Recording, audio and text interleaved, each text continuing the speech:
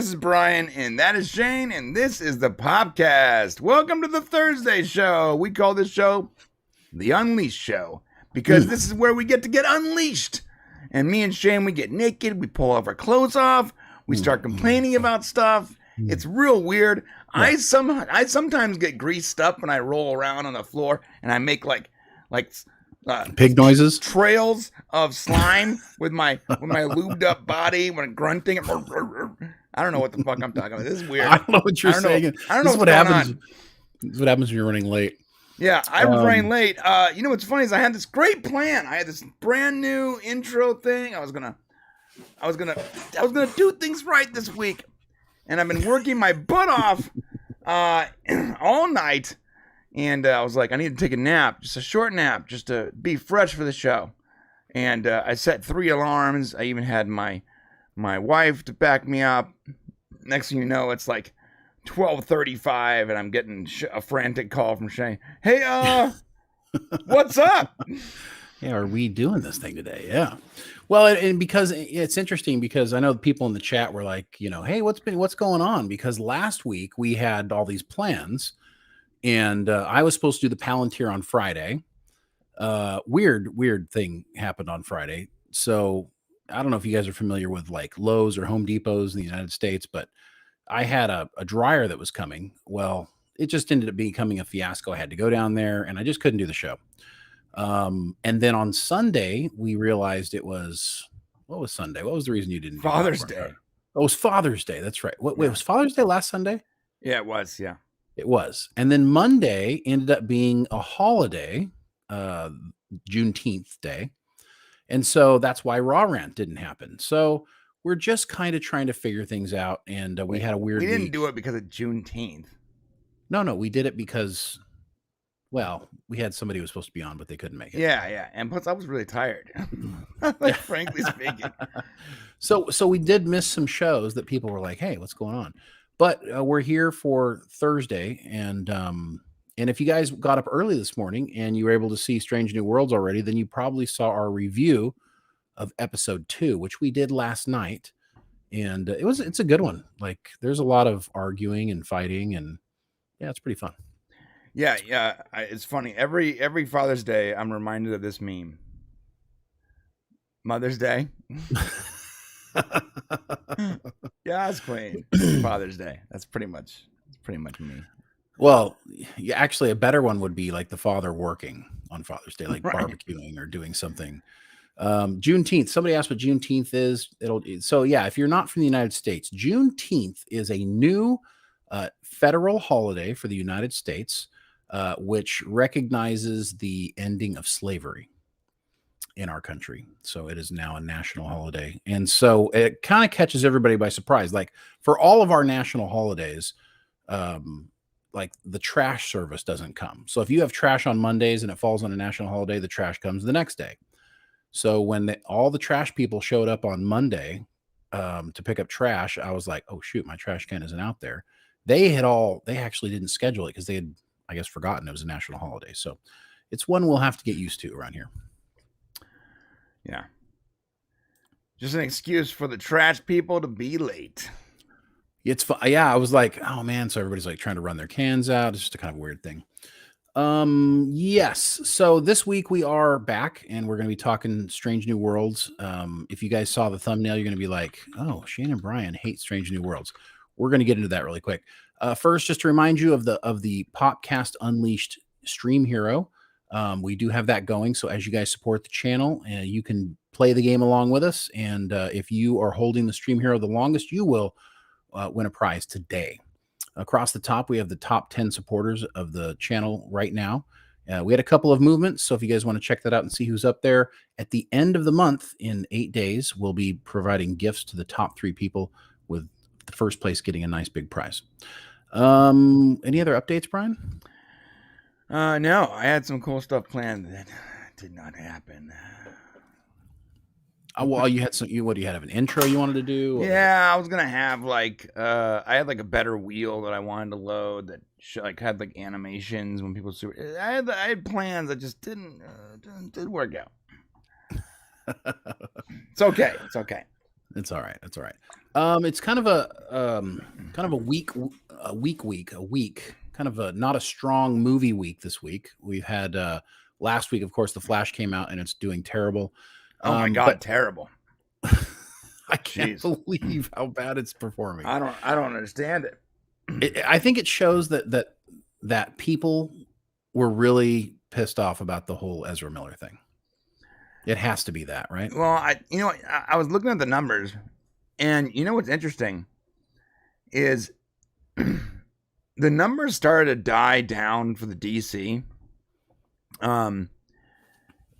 after they basically announced the end of the DC. Like, so when the Snyder Cut came out, I'm sorry, right before the Snyder Cut, pretty much everything done after they announced a different direction for DC, like 2 years ago, DC movies just weren't making as much. Even the Suicide Squad, which I liked that movie, the one that James Gunn made, barely performed. Like, these movies did not do well until Black Adam. Black Adam actually performed on track with the rest of the DCEU, except for it didn't release in China, unlike the other DCU movies, and so it didn't get that China money. If you look at the numbers, had it released in China, it would have made as much as, say, BVS. But it didn't, so it didn't. Well, why were people so excited? Why were the numbers so stacked for Black Adam? Well, because they were announcing The Rock was constantly promoting this new return to the universe they like. And we got Henry Cavill and handshake deals and all that stuff. Well, what did James, and I love James Gunn, but dude, what did he do the week before Black Adam released? He announced a completely different direction for the DCU. That's true. Yeah. Well, that was a silly move. Yeah, he could have waited a couple weeks. Yeah, that was rough. Could have waited a couple. I mean, it would have tricked people for sure. But I'm kind of not with this whole idea that people don't want to see movies that aren't set up for future movies. Like, going to see a superhero movie shouldn't be all about what's going to happen in the future with these superhero movies. It seems like people are saying that the reason. I mean, look, when you go watch Superman in 1978. You were like, yeah, you watched it, but you didn't go watch it because, what's the next one? Now, Superman 2 came out pretty quickly, but you didn't go see Superman 2 and be like, well, I only care what's going to happen with Superman 3. I mean, you go to watch the movie because you're going to be entertained with it. I hope. The one thing that gives me pause is that I have 5 kids and none of them have been liking any of the superhero movies the last year. Like, we go and they're like, yeah, whatever. I mean, I do think there's this level of superhero burnout, especially with this younger generation, and us older guys, we can see when it's not really going anywhere or doing anything, and it's, I just think there's a big burnout with it. I don't know. Yeah, maybe. I have to consider, like, the extreme changes constantly. A lot of people are really disappointed by the moves that DC made, and it wasn't like it was spread out over a period of like 2 years. And the movie was pushed for a long time, and whatever, like they tried to rebuild the hype, but they did it in the weirdest way. I don't think normies fully caught on, and fact of the matter is the movie should have done way better. It opened up Father's Day weekend, and it's doing this poorly. It's sort of crazy. Yeah, I don't. Yeah, what does it tell you? Dads don't really care about going to watch The Flash. That's what is it? They're going to drag their family to go see, a movie on the weekend for Father's Day. I don't know. It's just really weird. I saw the movie. It wasn't that bad. Despite what a lot of people are saying, it should perform better, but it is right on the heels of the Spider-Man movie Across the Spider-Verse, which is another superhero movie that just came out. I mean, I just don't know. It's also another multiverse movie, or whatever. Like, another multiverse movie. It's very hard. Not good. Yeah, so I don't know what's going on there with that, but we'll keep tracking it and see what's going on. I mean, regardless of that, I watched and we're going to talk Strange New World, so just just hold on for a second, because we want to get away with some of this current stuff going on. James Gunn did this great interview recently with Michael, what's his name from Smallville? Michael Rosenberg. Rosenbaum. And I got to tell you, I think it's one of the best interviews I've seen with a creative in a really long time. Mm-hmm. I got to tell you, James Gunn just bears his soul. I mean, he has no problem just putting it all out there for you. Right. And the one thing that I recognize about James Gunn is the same thing I see in Terry Matalas when it comes to Star Trek. And what I'm realizing, if you watch the stuff that Terry does, it's all wonderful. It's all well thought out. He truly, truly is passionate and loves what he does. And it's obvious that James Gunn has the same thing going on. He just loves what he's doing. Right. And therefore, when you are creative and you have talent and you love what you're doing, everything is going to be really good. And so I'm really excited to see what James Gunn does with Superman coming up, because, he's putting everything into it. And that can only be a good thing for Superman. You know what? Boulevard Jones had a good point here. He's like, the Flash is cool, but I can wait for it to be on Max for free. The other thing, too, is like streaming services, they release the movies so quickly now out of theaters that there are people that are like, I could just wait the 3 weeks. No big deal. It's true. And that can't be good for movie theaters. I don't care how much you want to see a movie. It can't be good if the person that wants to see it can just wait a few weeks and watch it on their streaming service. That's we're not doing it right now. Theater numbers are way down, and people are like, "Oh, it's because of COVID." Well, COVID's over.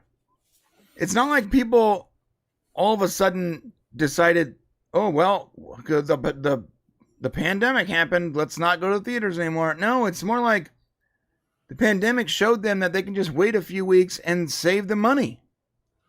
Yeah, that's true. I think it's a big deal. And plus it's just so expensive to go to the theater, even if the price at the box office prices haven't really gone up, but the cost of all the food has gone up. Oh my God, bro. It is incredible. You guys want to hear these numbers real quick? Sure. When I went to go see The Flash, by the way, I love The Flash. Like, look at my shirt. I loved it. I love the movie. I don't care what anyone says. I thought it was great. We never talked about it, did we? No, we didn't. Maybe we'll talk about it in the member section. Yeah. Anyways, they had these really cool Flash tins, like the Black Adam tins, like the metal buckets for popcorn. And I'm like, well, I got the Black Adam one. I got the Shazam one. I'm going to get the Flash one, right? Yeah. I like the popcorn tins. They're cool. And I was like, how much for the tin? And the lady was like, $22. I'm like, whoa. And she goes, and an extra $13 for the popcorn. I'm like, I'm sorry. It's $22 for the metal bucket. And then that doesn't even include the popcorn that you put in the bucket. Yes, sir. I'm like, what the fuck? You think I'm going to give you... Is it a quality metal tin? It's a quality... Yeah, it's I have the Black Adam one. It is. It's a nice metal tin. It's painted on the outside. It's good. Well, maybe it's worth $22. Okay.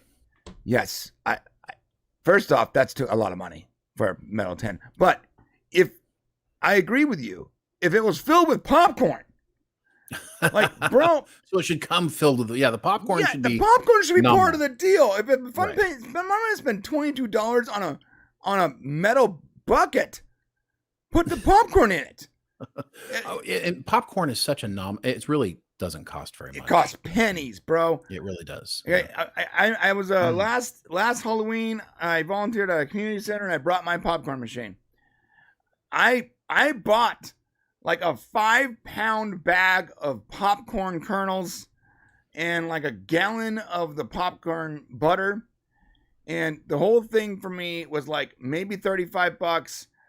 And I gave popcorn to like 1,000 people. Okay. I popped so much popcorn, I could have filled the goddamn parking lot with a 5-pound bag of popcorn.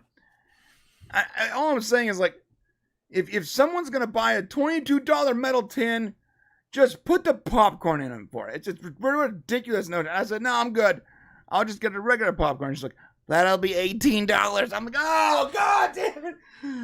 So, well, yeah. I mean, well, here's a good indication for me. So if I take my family to the movies, it used to always cost between $70 and $80 right. for the refreshments that you get for 5 or 6 people usually, which is not bad. Now when I go, it's $100 to $110, and this is after COVID. This is all new pricing in the last year, and it's $100 to $110. So it's gone up, 30% on us. Hey, one easily. Okay. Well, Brian goes, and the reason why I think it's gone up 30% is because the theaters are having a hard enough time making money. And I've noticed at my theater, I don't know where you guys go. Sorry. But at my theater, I gotta show you guys. At my theater, this is the bucket. Oh, okay. Wait, do it again. Hold it up. I can't really see it like that. I don't know, dude. If you go get a trash can off of if you get a customized trash can off of at Amazon, it's going to cost you $20. Yeah, no, and you're right. And it's embossed. This is a nice thing. It's cool. Yeah. But Archmage is correct. This one was $13. It was $13 when I got the Black this Adam one. Yeah. Yeah. Flash. I don't know how the Flash one is all of a sudden almost twice the price. Well, and here's what's interesting about the product. So the merchandising is done. That's done by the studio. So in order to have those at all the theaters, right? Usually that's got to be licensed through the studio, right. And it's done by the chain. And I mean, here's the reality. I was just saying it when you stepped away. Right now, because box offices are so low and less people are going to the theater, they can't help but to raise the prices because they have to make money to keep operating. My local theater is like a ghost town most of the time. I go in there and I'm like, hey guys, is somebody going to clean up? They don't have enough people to even clean up properly. It's crazy. Yeah. It's a Edwards Cinema, a Regal theater. Yeah. And they're understaffed. They frequently don't have their products because I asked them, I'm like, hey, don't you guys have hot dogs? They're like, yeah, we just weren't able to get them this month. Like, how do you not get hot dogs? It's not like it's filet mignon. It's not like it's tenderloin, right? Or caviar, and you have to get it from the Siberian river. And it's not a unique thing. Hot dogs are really common and cheap. Very, yes. And you can go down to Smart and Final and for like $30 get like 200 hot dogs. And you're charging $12 a hot dog anyway, so why not? Just send someone down to Smart and Final and get the hot dogs. It's great. You are completely right, though. So my theater that I go to, Cinemark, is a fairly large theater, right? Yeah. When you walk in, I'm going to paint the picture. There's 2 concessions, like butt to butt, and the reason is because there's a theater, a group of theaters this way, and a group of theaters this way. So you have the 2 concessions.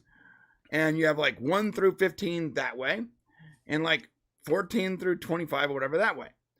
Well, not only is one of these concessions that are right next to it, that share space, one of them is always shut down.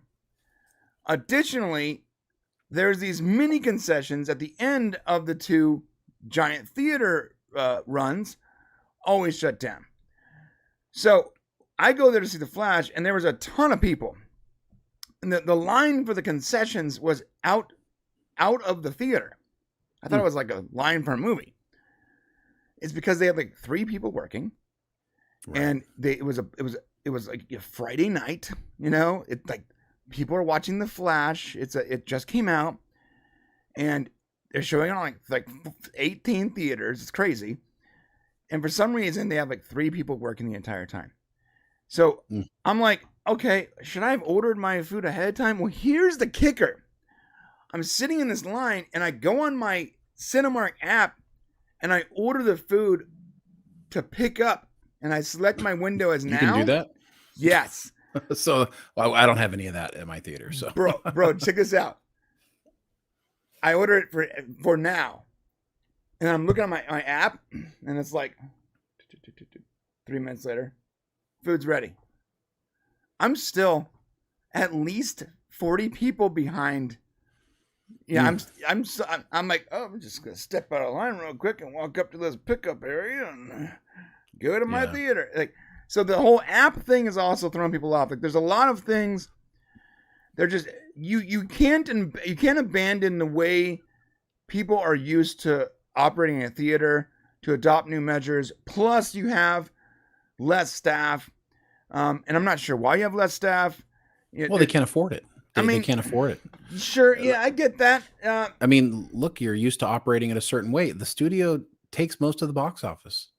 You know, it's not. They're doing all they can, and you're right. The studios, they're screwing themselves. They're screwing the theaters by pushing everything to streaming too quickly, and you know the theaters are getting squeezed out. I think I saw somebody here say that Regals are closing around them. You know, that's what's going to happen to theaters, man. I mean, if people aren't, I love to go to the movies, absolutely love it, but the movies have been relatively shite lately. Right. So it's like, you know, why spend my money? You're right. You can just wait for streaming to have it. So it's a conundrum for sure, but hopefully we really start making some good stuff. They really need to hold it out. Do like the old days. You remember how long it was? You watch a movie and you're like, man, I can't wait till it comes out on VHS, right? So I can watch it again. But it was like 6 months. You know, before it got to Blockbuster, it took a long time for a movie to go from the theater to Blockbuster. It was months. If you missed it in the theater, then you were going to have to wait half a year to get to watch this movie.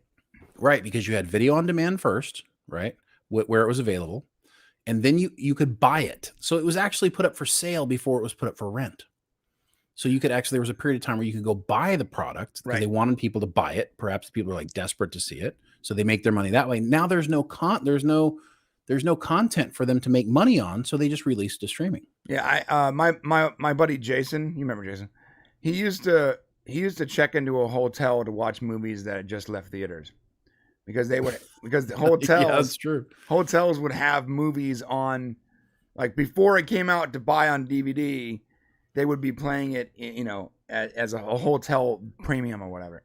Yeah, so he'd spend $120 to stay at the hotel, so he literally would watch a $20 movie. He $140 to go watch the movie. Yeah, I know. He would go there. He would like smoke a ton of illicit substances and just like veg out, and that would be like his little mini staycation, bro.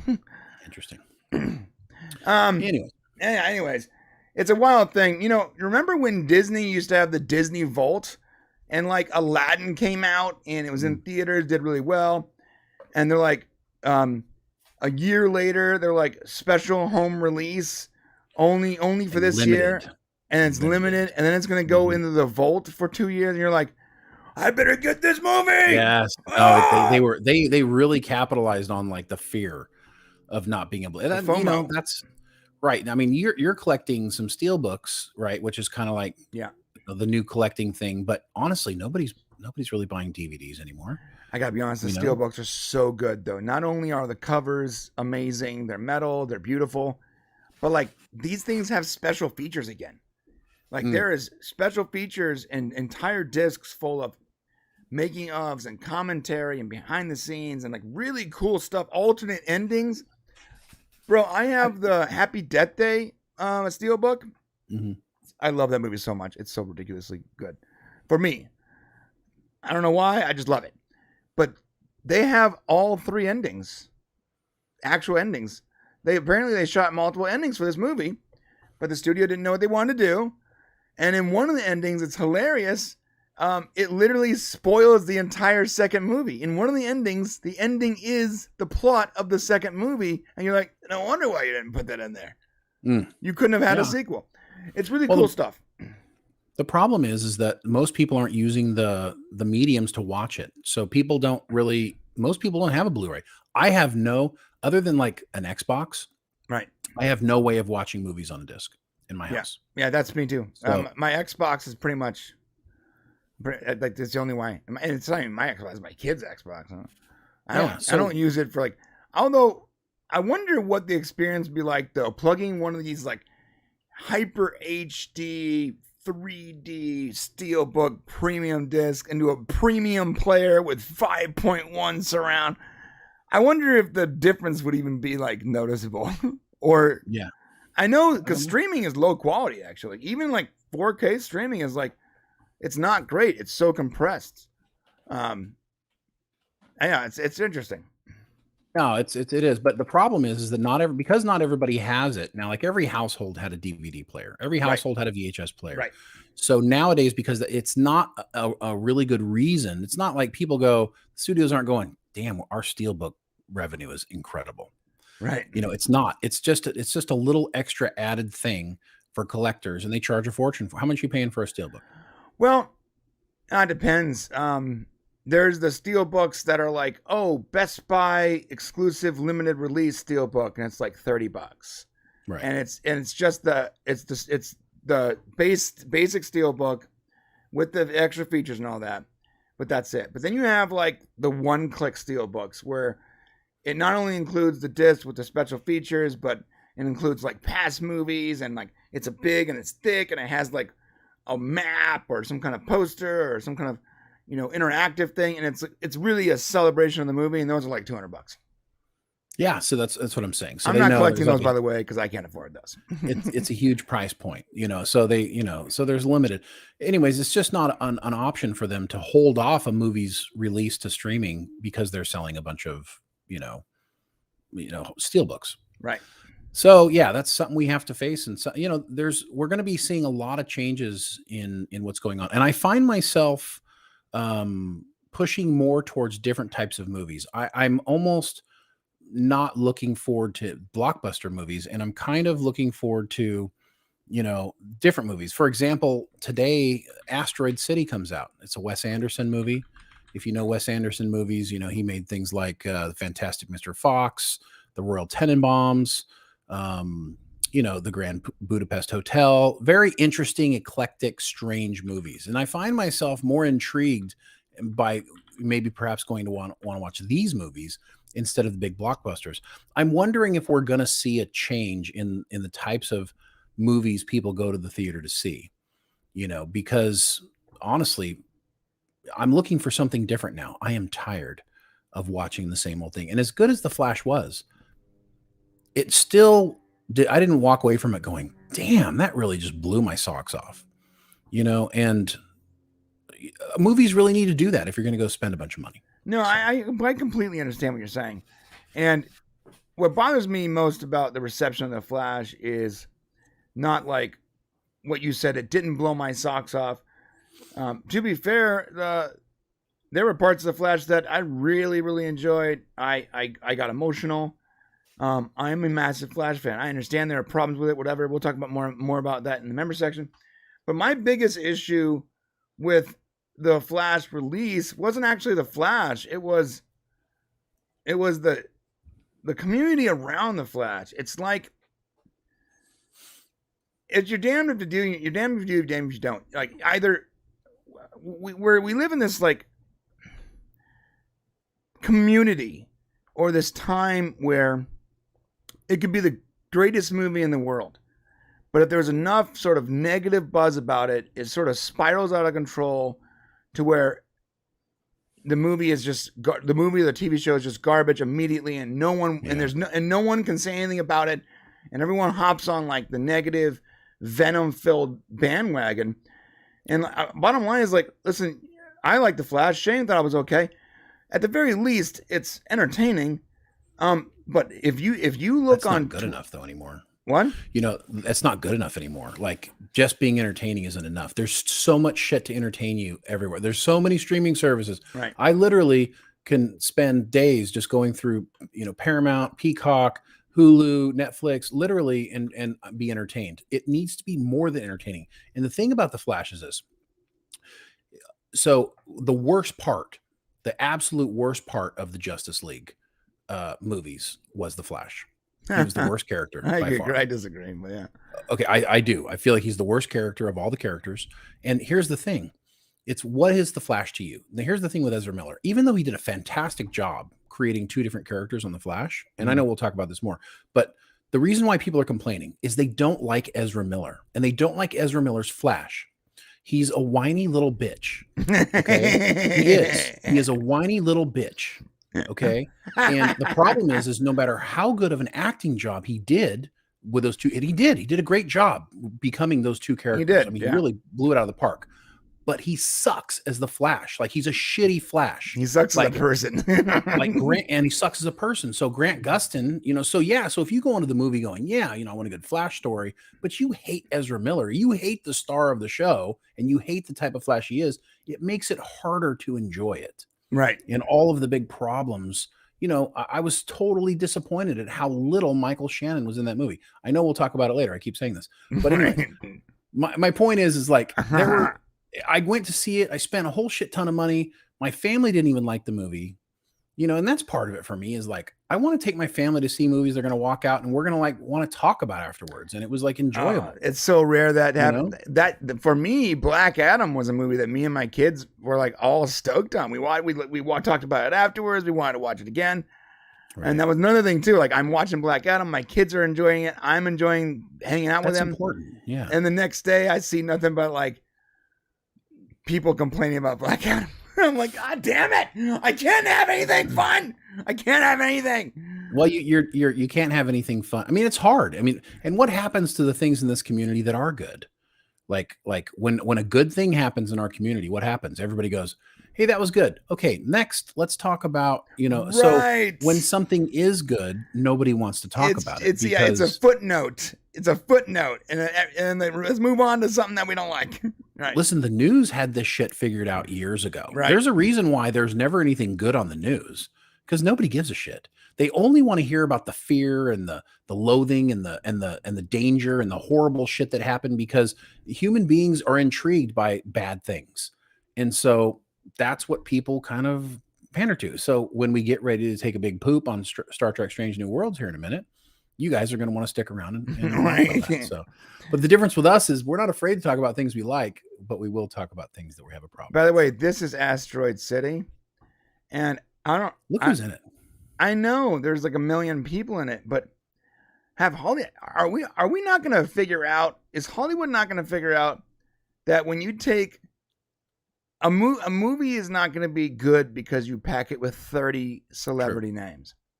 But it is Wes Anderson, and his movies are pretty entertaining. We tend to do that a lot, though. We're like, we'll put a comment out there. It's like, Zach Galifianakis, Robert De Niro, blah blah blah blah blah, blah blah blah blah blah blah blah blah blah blah blah blah blah blah blah. You got to see this movie. You're like, well, how do you? It's only like max 2.5 hours. There's 25 people in the movie. This guy's better. This guy's better. Okay, because the reason why is he did the Royal Tenenbaums. And you had Owen Wilson, you had Danny Glover, Gene Hackman, Angelica Houston, Bill Murray, and the thing is it's a weird movie and you have to have the right kind of taste to enjoy it. Right. But if you like that sort of strange thing, then these movies are actually really good. And it's nice getting Steve Carell and, all these different little weird characters to come together. So I'm intrigued to see it. And I want more movies that are intriguing me. I'm really looking forward to Oppenheimer. I'm looking forward to, I definitely want to see Indiana Jones 5 because I need to know whether it's shit or not. I can't tell. It's frustrating me. We got to talk about that too. That's crazy. Too many. Listen, you cannot release a movie and then we have to wait 5 weeks, after reviews have come out to see it for ourselves. It's not right. They need to stop this shit. At this point, I am more hyped to see the movie just to find out for myself if it's good or bad. Not to actually be enjoyed. I just want to know if it's good or bad. And I can't figure it out. And it depends on what circle or niche or what group of people you are on Twitter and YouTube. Mm-hmm. Like, some love it, some don't, some are apathetic, and there's like no consensus. I have people that were telling me a month ago it was horrible that now are like, out of the theater review, had a great time. You're like, well, what the F, man? You can't. I don't understand why do you have two different opinions on the same exact movie? It's weird. Yeah. So that's going to be one to watch. I mean, and there's stuff coming. Dune 2. I'm very interested to watch Dune and Dune 2 together again and to see if I have a better experience with it. I hated Dune and that stupid Timothy Chalamet with his tired, drugged out eyes. I'm exciting, man. You need to listen to the novel. You need worst. to listen. If you're familiar with the novel, like if you watch the first movie, it doesn't mean shit to you. Like honestly, it is difficult to follow Dune if you're not like a fan of the writing. So why is it that we'll see. Why is it that the Timothy Chalamet and whatever his love interest, they look like they're just on the most intense quaaludes ever the entire movie? They're just like, well, she wasn't really in the first movie, so it's hard to say. Now he does have that strange look about him, but maybe and he that's has just no energy whatsoever. He's just well, nobody does in the first movie. Yeah. There's very little energy. It's an epic thing, you know. I think you got to go back and watch it again. I watched it recently, actually. I watched it on my phone the first time. This is the dumb thing, like HBO Max at the time, like it came out in theaters and the same day it came out like in streaming. Yeah, that's also a stupid idea. So I was driving to Vegas and I'm like, I guess I'll watch Dune on my phone. Oh my God. Did you enjoy that 4.5 minute lingering shot of the ship with Timothy's watching it rise into on your tiny little phone? I read Dune, so I get it. Right. Like I get it. But you know, you're right. Could it be tighter? 100%. Could it be more action? Yes. Do I need a lot of action to enjoy a movie? Fuck no, I don't. Some people do, but I don't. It's just slow. Yeah. Like, I mean, dude, like that one shot I'm talking about, if you go back and watch and you time it, it's literally slightly over 4 minutes. No. Yes, it is. Shot. It's like 4 minutes and like 13 seconds of Timothy. So he had some movements, and they just watch that ship go into space, and it just takes it's so much time on screen. It's crazy. Well, I think it's longer. I mean, the longest scene in a movie I've ever seen is "There Will Be Blood" when you know, he was carrying his son like for like 5 minutes across the screen. I don't think it was one shot, but it was yeah, I don't think it was one shot, but it was a long scene that was just so unnecessary. And there was a lot of it in that movie where it feels like, I know visually it was beautiful, but like I feel like everyone's was just jerking off over how beautiful the shots look, and like they forgot that they were trying to tell a story, dude. Well, I mean, I think they did a job. They stole the story. I'm in the minority here. I know people love Dune. I didn't. Yeah. I mean, I feel like they did tell the story. The problem is that they took too long for them to tell it. And, you know, honestly, the book is there is a lot of that descriptiveness in the book. So, I mean, I think they probably captured it for a lot of fans, but I'm definitely interested to see how it ends. But I'm not like dying for it. Like I don't need to. I'm not just dying to see when it comes out. So we'll see what happens. Unless you got anything else, I think we should move into. There is one movie I'm very excited about, and we'll just talk about it briefly before we move into Strange New Worlds. Sure. Mission Impossible. Oh, I am looking forward to that. You're right. And I'm excited for the fact that it's probably the last Mission Impossible, or at least part one of the last. Part one, yeah. Mm-hmm. Right. So it's like part one of 2 parts of the final Mission Impossible movie. Now, is it the final Mission Impossible movie ever? Well, probably not. But it's the final Mission Impossible movie with Tom Cruise. And if you look at like this Tom Cruise has a franchise spanning decades now for this movie franchise. Like seeing him wrap it up, going back and remembering the fun time we had with all the other movies, whether the movies were like critically acclaimed or had good twists, Tom Cruise always brought the heat. And I believe that if he's doing his final Mission Impossible movie, and this is like this is the closest thing to his passion project he's gonna have, right? Is wrapping up this final thing. And we know Tom Cruise has this weird affinity for risking his life as much as possible. Yeah. Like, the movie's going to be special, I think. Well, and listen, I'll be honest with you. All of the Mission Impossible movies are pretty forgettable, you know. And it's not, if you're a Mission Impossible fan, forgive me, but it's just, to me, it's always been just another action movie. And Right. It's like you know, it's like the Fast and Furious movies. Like right. They're just, you know, they're supposed to be going fun. But the thing about this one, and especially Tom Cruise is crazy around this one. Like he does this stunt, and perhaps part of the reason I want to see it is I saw that 10-minute video they made where it shows him like practicing the stunt where he drives off of a cliff 10 times. Yeah, he drives off. This guy who's worth $1 billion easily is in a $10,000 dirt bike driving off of a 5-story cliff. Right. Yeah, it's strange. The studios, every time he jumps, I see the studio's face like. Right. Well, but even more, what intrigues me more about the movie than anything else is that Tom Cruise is all in. Like, and like right now in my life, like I am all in on all in people. Like I'm all in on Terry Matalas. I'm all in on James Gunn.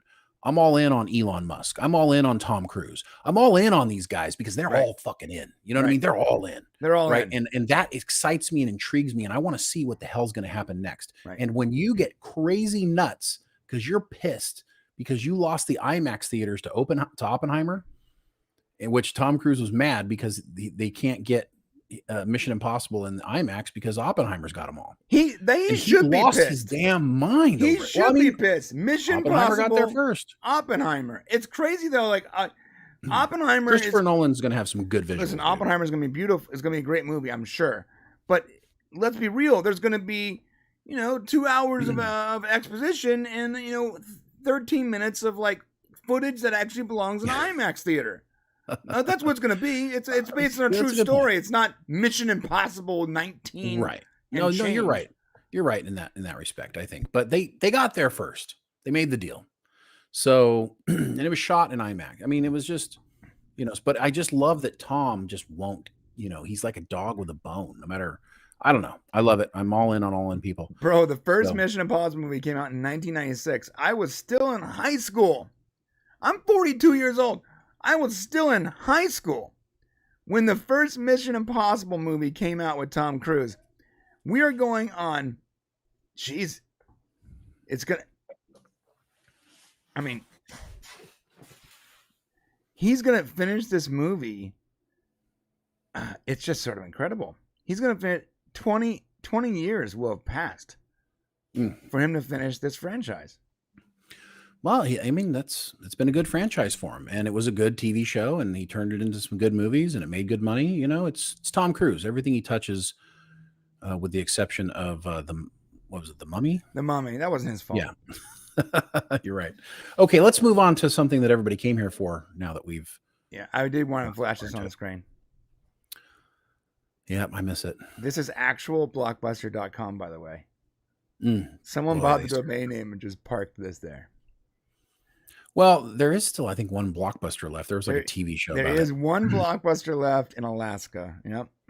I mean, they really blew it. They just, as an entrepreneur, as a company person, like if you're that kind of person, never forget Blockbuster, because Blockbuster is an excellent indication of how you can go from being controlling the world, top dog, to going straight to the bottom. Like, and it could happen in an instant, and it can happen if you make a poor choice, and you decide you're not going to go with it's arrogance. Yeah, it's you don't want to grow with the technology, and Netflix came in and just. I mean, you saw Netflix coming. Like, I saw it coming. I'm like, well, and the wild thing is, so Blockbuster was top dog, right? They ran supply lines. They even.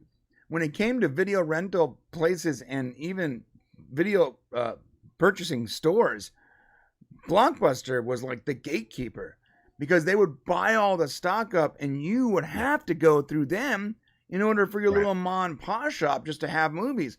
They ran everything. Well, they ran them out. They ran the mom and pops out for sure. They ran everything. And then Netflix is like, hey, you can have our streaming idea for $500,000.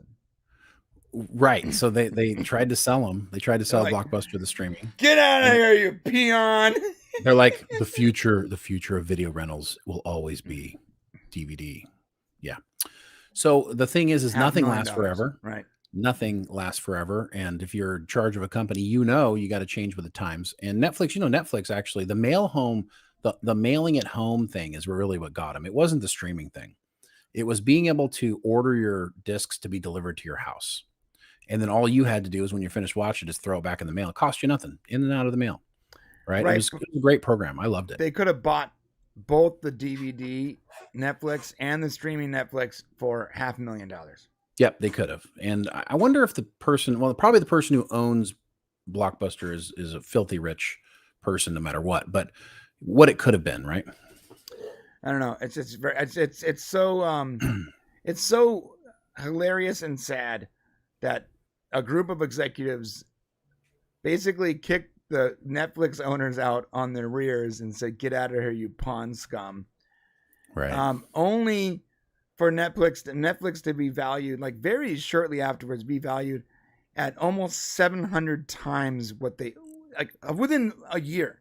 700 times what they could have bought them for. It's crazy. It took time for sure, but I miss going into Blockbuster. I would go in, I'd move to the right, I'd start to the right, I go to the right wall, and I would just start there, and I would just go through all the new releases. Of course, the whole back wall was all new releases, and it was just a fun time. It was like now when you go to like a streaming service, they show you like the movies they want to show you.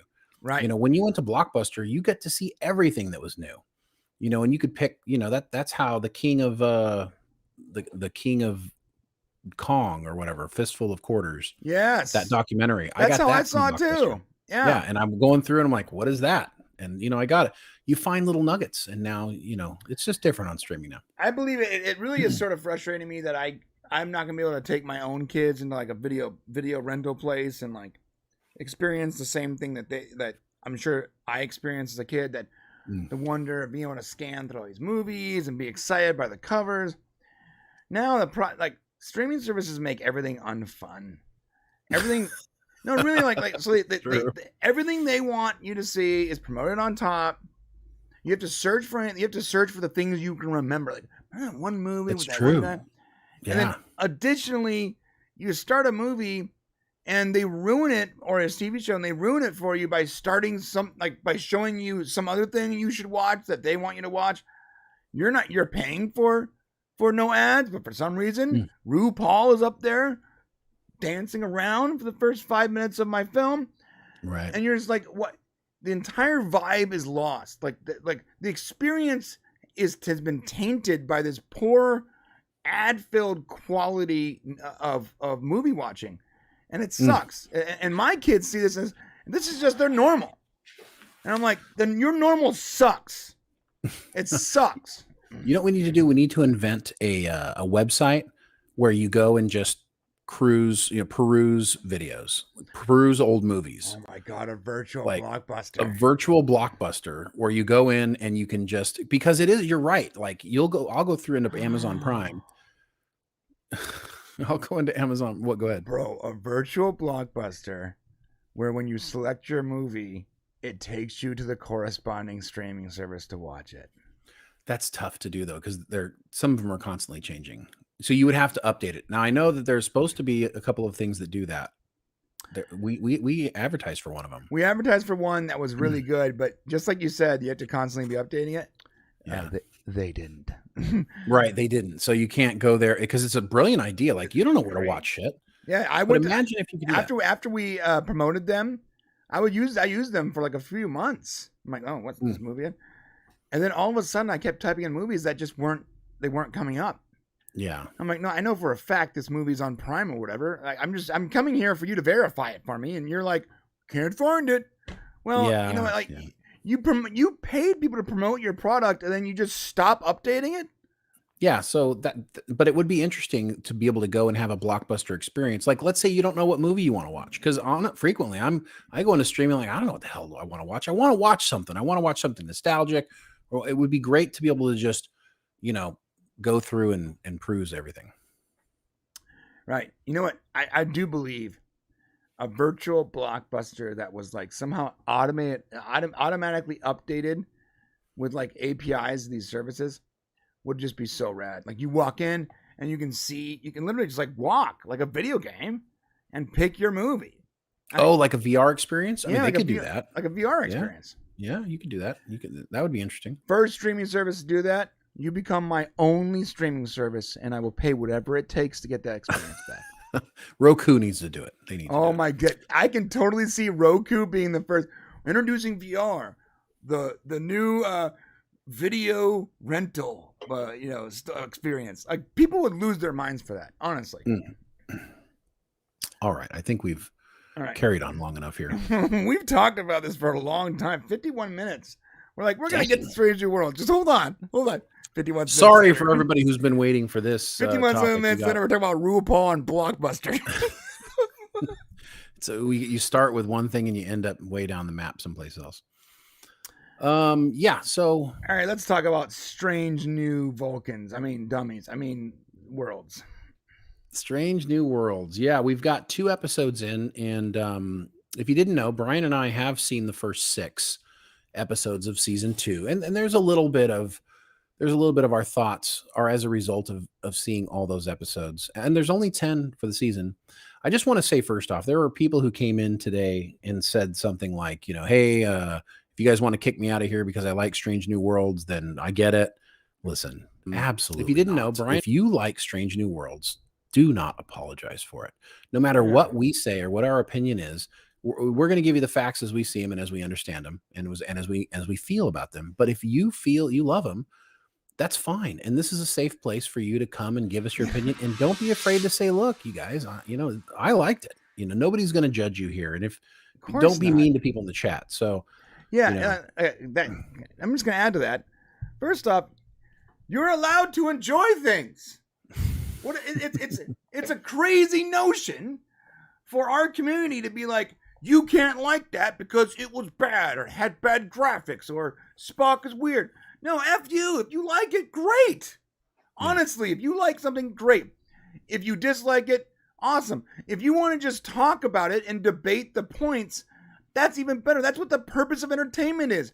To be shut out or completely shut down and your opinion be invalidated because you're not following the general consensus on how good or bad something is stupid.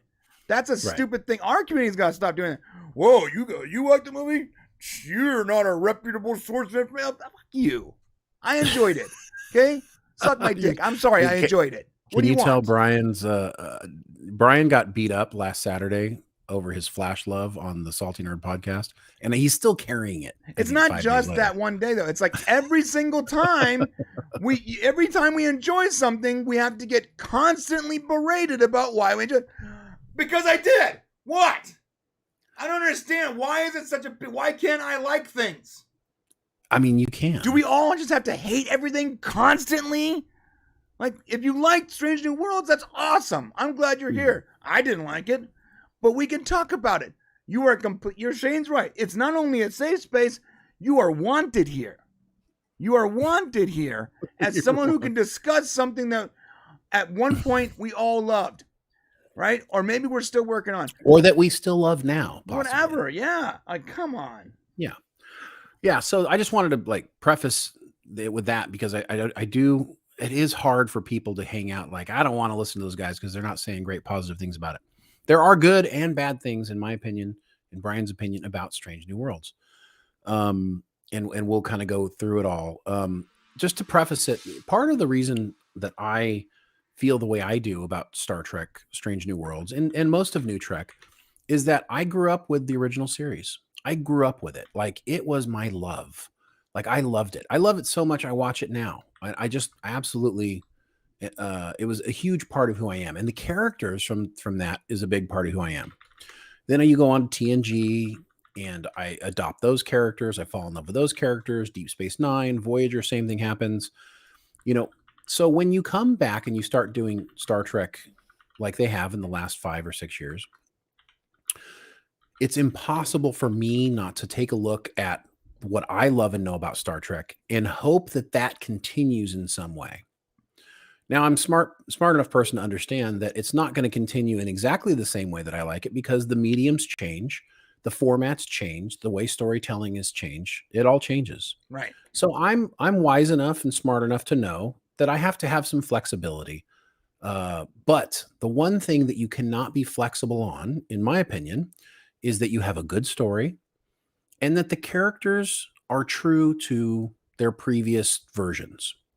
That's always been important to me. Now, if you're not a huge TOS fan and you didn't spend a lot of time with Spock, and Spock isn't, Leonard Nimoy's Spock isn't really that important of a character to you or doesn't mean much to you, then what Ethan Peck is giving us here in Strange New Worlds might be just fine for you.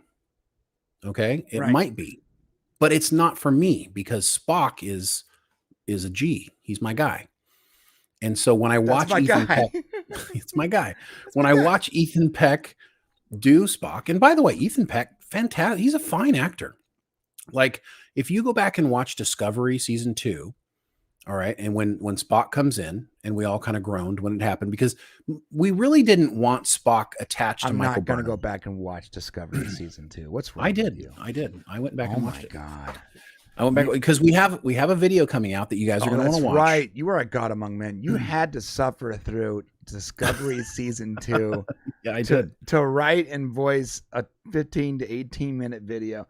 You guys, this man suffered through countless hours of garbage tier entertainment just to make sense of it for a 15-minute video.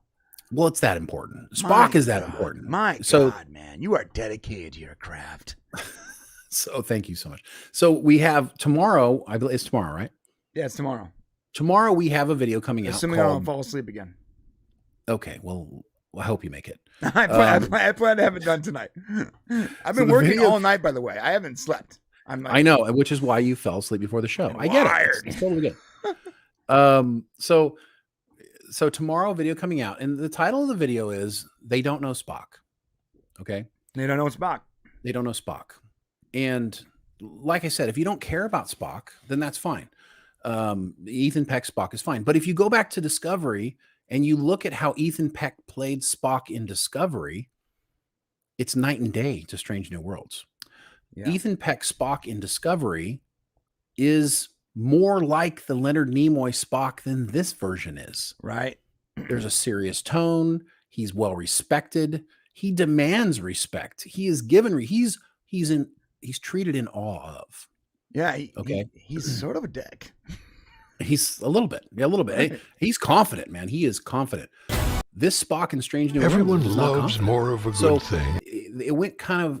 What happened was the tone of Star Trek changed. So from Discovery season 2 to Strange New Worlds, they decided, listen, Star Trek needs to be light and fun, light and airy and light. Star Trek, light and fun, everyone. Let me tell you what. Go back as far back as you want to go.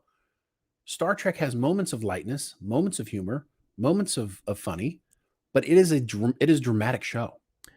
It's dramatic. Right. Okay. So yeah, you can go off and do Lower Decks. Haha. Funny.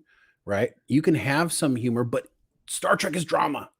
Okay. Yeah. Strange New Worlds they got a little drama, but it is heavy on the humor.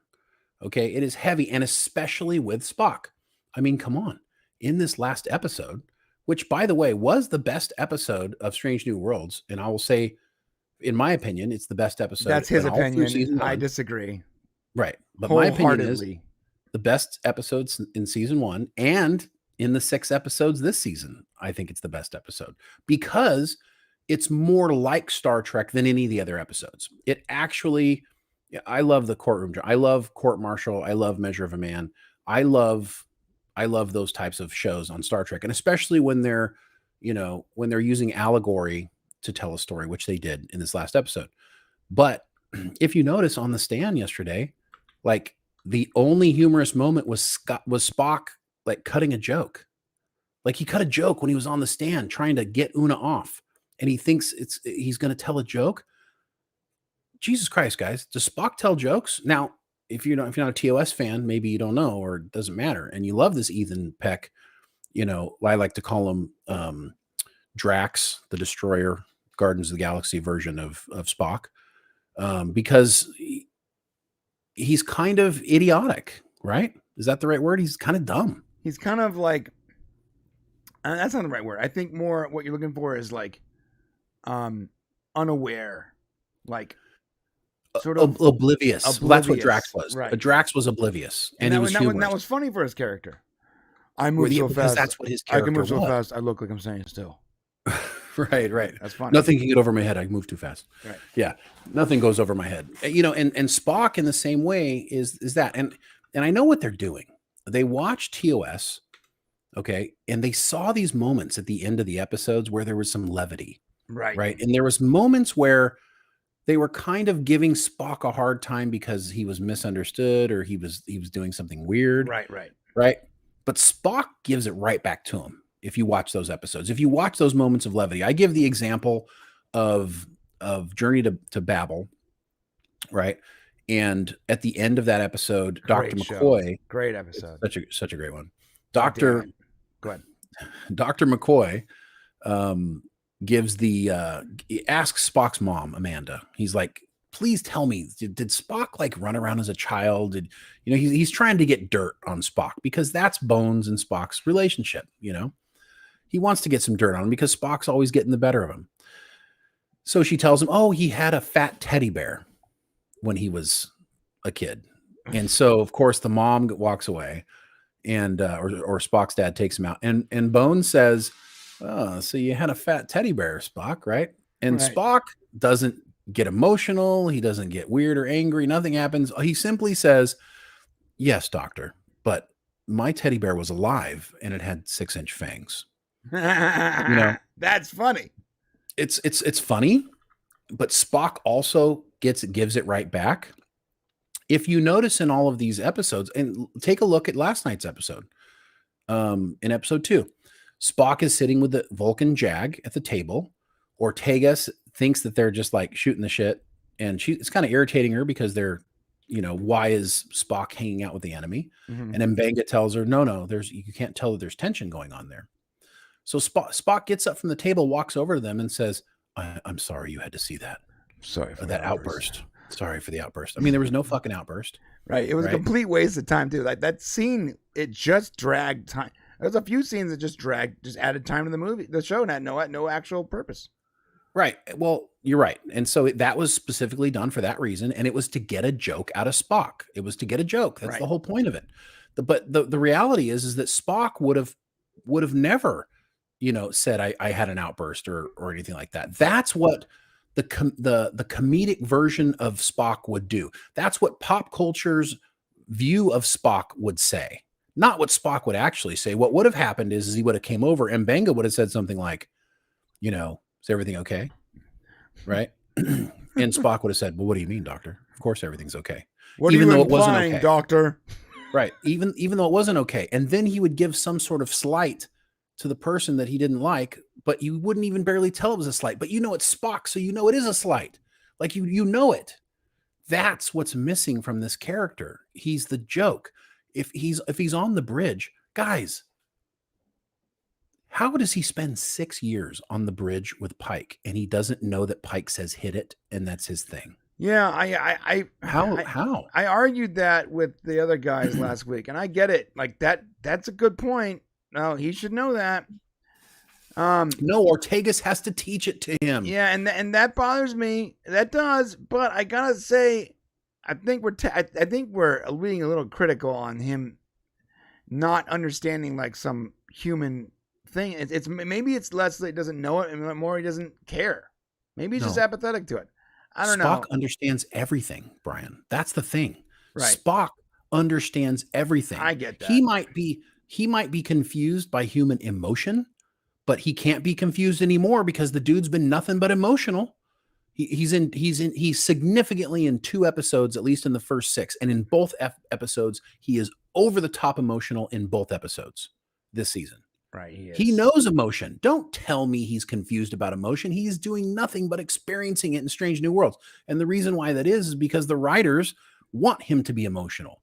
It's more interesting when people are emotional. It's more dramatic when people are emotional. It's what the general audience wants to see. It's just not what Star Trek fans are used to. Right. And now, if you like that sort of thing, that's fine. If you like general general TV, if you like, basic entertaining television, then it might be fine. You know, I wouldn't call it basic. I think that's being harsh. I'm not saying basic in the derogatory internet term basic. Oh, I'm not saying like you're basic. Okay. I'm saying it in you basic. right. I don't speak that way because I think it's idiotic. But the point is that it's general TV. It's like you can go make Hawaii 5-0 or Magnum PI or any of these new remake shows that they're making, and you can do the same thing. Star Trek is supposed to be cutting edge science fiction. It's supposed to be that way. Yeah, it's supposed to lead the pack when it does it, right? And Strange New Worlds is not doing that. It's regurgitating every trope that Star Trek has already done. Give me an episode where it isn't something that Star Trek has already done. Yeah, you got a good point. So now in episode 4 that's coming up, they're going to do something that they haven't done before, and it's going to be different, and it's going to be like, okay, well, that's interesting. And then you're going to realize that they stole it from a 1996 comic book. And they didn't come up with the idea at all. Right. And it was a Star Trek comic book. You know, and it's like, okay, so what are we doing here? You know, what's the point? But what was your give us your overall take of episode 2 and kind of how you're feeling about the season so far? Yeah, it's a wild thing because episode 2 for me it committed the sin and this is the worst sin for me, of being boring. It was mostly boring. Additionally, I think the editing was really wonky and sort of out of place. Like things didn't match up, travel time and stuff like that really irked me. But a lot of it was boring. Now, parts of it were good. I do like, by the way, I love every episode of Boston Legal in the Practice. I like legal stuff. Legal dramas are fun. If they're done correctly and the characters are interesting, you can tell a legal story, have a courtroom drama, and not be bored because the characters aren't boring. But in this case, the characters were boring. And while I forgot her name. What's the name of Nira? Oh, that's it's the actress that played Nira did a great. Yatiti Bataki. Thank you. The actress that played Nira, Latiti. I'm not gonna be able to pronounce that name. You just heard him say it. Yatiti. She is clearly a good actress, and I did like her on American Gods. I think that she played the best she could with what she had, but her script was, and in Shane's term and in the internet term, I think the script was basic. It was sort of minimal, and there was no like heavy thought to it. There was nothing cerebral about it. And if you're gonna make a courtroom drama, you're gonna have some kind of cerebral take on something. You gotta have writing that makes the audience think it's a courtroom drama. There's no explosions or flashing lights or lens flares. That means the writing's got to be tight. So whatever Nira was given, I'm sure she did the best with what she was given. But I feel like what she was given was basic. It was too minimal. It didn't have the heat, the complexity that a courtroom drama should have in order to keep me interested. So well, and this is where we disagree, because I did love the procedure. You know, I did feel like we were taken on a journey. I felt like things happened I felt like she had a really great argument. I felt like there was heat. I felt like there was drama. I think she took it to the prosecution. The prosecution tried to take it back to her. And I think in the end, they came up with a really, a good explanation that surprised me. I didn't see it coming. Right. I didn't see the whole idea of being of needing, political. Oh, yeah. Like refuge. Yeah. Right. Asylum. So I didn't think of asylum, and so they tricked me. They surprised me. And I got to tell you, Star Trek doesn't do that very well usually. And I was completely engrossed in the whole thing. And I thought it was actually really smart. Now, do I really want another discrimination? And that's part of probably what Brian's talking about when he says that, it's just another racism, discrimination. And we see that a lot in Star Trek. It's been done over and over again. Racism bad. Okay. Could they have done, could there have been another argument for getting Una off other than she was discriminated against? Possibly. I think Rob talked about the interesting idea of putting genetically modified humans, and arguing it for it to be a positive, and that getting her off in that way. But that would have messed with canon, so I'm okay with that. But that would have been a lot more interesting. That would have been more interesting. What's funny is that's what Boston Legal would have done. Boston Legal would have swung for the fences, and that's what made a lot of these courtroom dramas that I love so much. What made them interesting is maybe it wouldn't have been the most prudent thing or the most realistic, but the lawyers would have swung for the fences, and the writing would have shown you how they think they could have gotten away with it, that was the fascinating part. Right. And so the reason they were big on this one, they wanted to do this episode. And if you take a look at it, there's an interview that came out in KDH News where Myers and Akiva Goldsman are talking about the episode and basically say that they really wanted to have, they wanted to explore this, and they wanted to do it in a smart way and a way that was different than ordinary. They wanted to do the Star Trek courtroom drama because they think it's really hard to do well, and they wanted to give it heart, which I do feel like they did. Like they pulled off all those things. Like it does have heart. You see Nira's character is fully developed, goes from being a cold, heartless bitch who hates the Federation to I get it, and I'm going to help you. And I think she does have like in one episode a whole character arc, which you don't get to see that very frequently. Right, that's true. So I thought that was actually done really well. But Goldsman really wanted to focus on marginalized people. And he says it's hard to do in a utopia. We talked about this yesterday. It's hard when you're supposed to be in this utopian society to how do you deal with marginalized people? I would say the fact that he wanted his message to be about marginalized people is probably part of the problem. Right. Like he was searching for a marginalized people story because that's what we're dealing with, or that's what at least people think that they're dealing with in today's society. Everybody thinks they're marginalized. I think there should be just a war so you can find out what the fuck hard really means. We need a war. Seriously, you don't know what sacrifice and difficulty is until your life is in danger.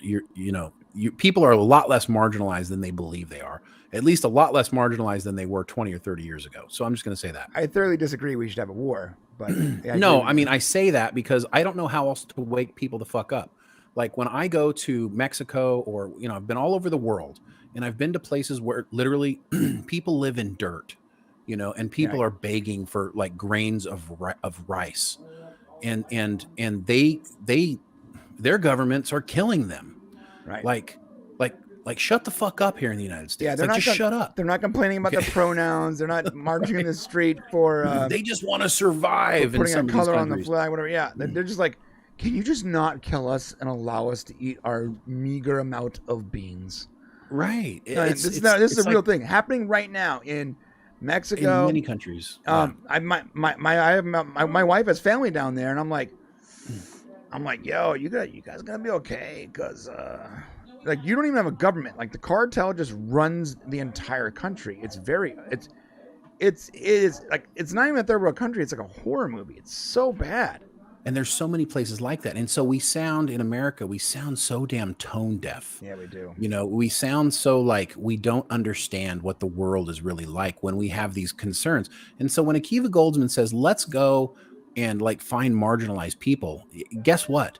The Una is not really a marginalized people. No, let's be fair. Right. Una's people, she made it to Starfleet. She did well for herself. It looked like her family was living fine. They had some difficulty because of what they were going through, but they're not marginalized like the other people. So when you say that, why don't you find a group of people who are fucking starving out there, who don't have enough food to eat? And let's talk about, you ever been hungry? Have you ever been really hungry? And you don't know where your next meal is going to come from? No. That's what I'm talking about. Well, so take it to that level. A lot of people think that is not really a problem anymore. But I'll tell you right now, I learned yesterday that 11.6% of the United States, taking point, the United States is the richest country GDP-wise on the planet, and that's ever existed currently, and 11.6% of the entire population of the country we live in make so little money that they can't afford the 1,400 calories a day needed to live and require outside assistance, not from the government, but from, community centers and churches and soup kitchens and that kind of thing. 11.6%. 20 years ago, that number was 3.6%. In 20 years, we've gone from 3.6% of the country not being able to afford the most basic amount of calories to 11.6%. That sounds like not a lot, but that is a massive amount of people that can't afford enough calories to live to the next day. That's crazy. Yeah. No, so I just think that, and listen, it's a TV show. We don't want to go too crazy. But, right, I guess you're right. But I you know what I'm saying? I'm just saying, like, you sound like rich, stupid fucking Americans when you say things like this, and when you're like, I really want to find marginalized people, right. And then it's like they invent the new thing like Maudie and augment. Like, no, I'm okay with that. No, it's allegory. I get it. It's allegory. It's okay. I know it sounds dumb and all that good stuff, but really it is at least they weren't actually talking about actual things happening today. Right. At least it wasn't about right. transgender. It could have been worse.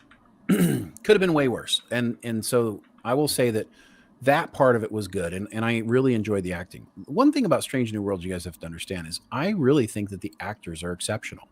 I really do. I think that they all put everything that they have into their characters. I do believe that they care about what they're doing. I listened to Ethan Peck do his thing with Will Wheaton. And the dude obviously really cares about what he's working on. Sorry. He really cares about what he's working on. He really cares about being Spock. It's important to him. And I just have mad respect for everybody doing it. And some of the characters are fine. The problem is that Star Trek Strange New Worlds, to me, is a show that's made for young people.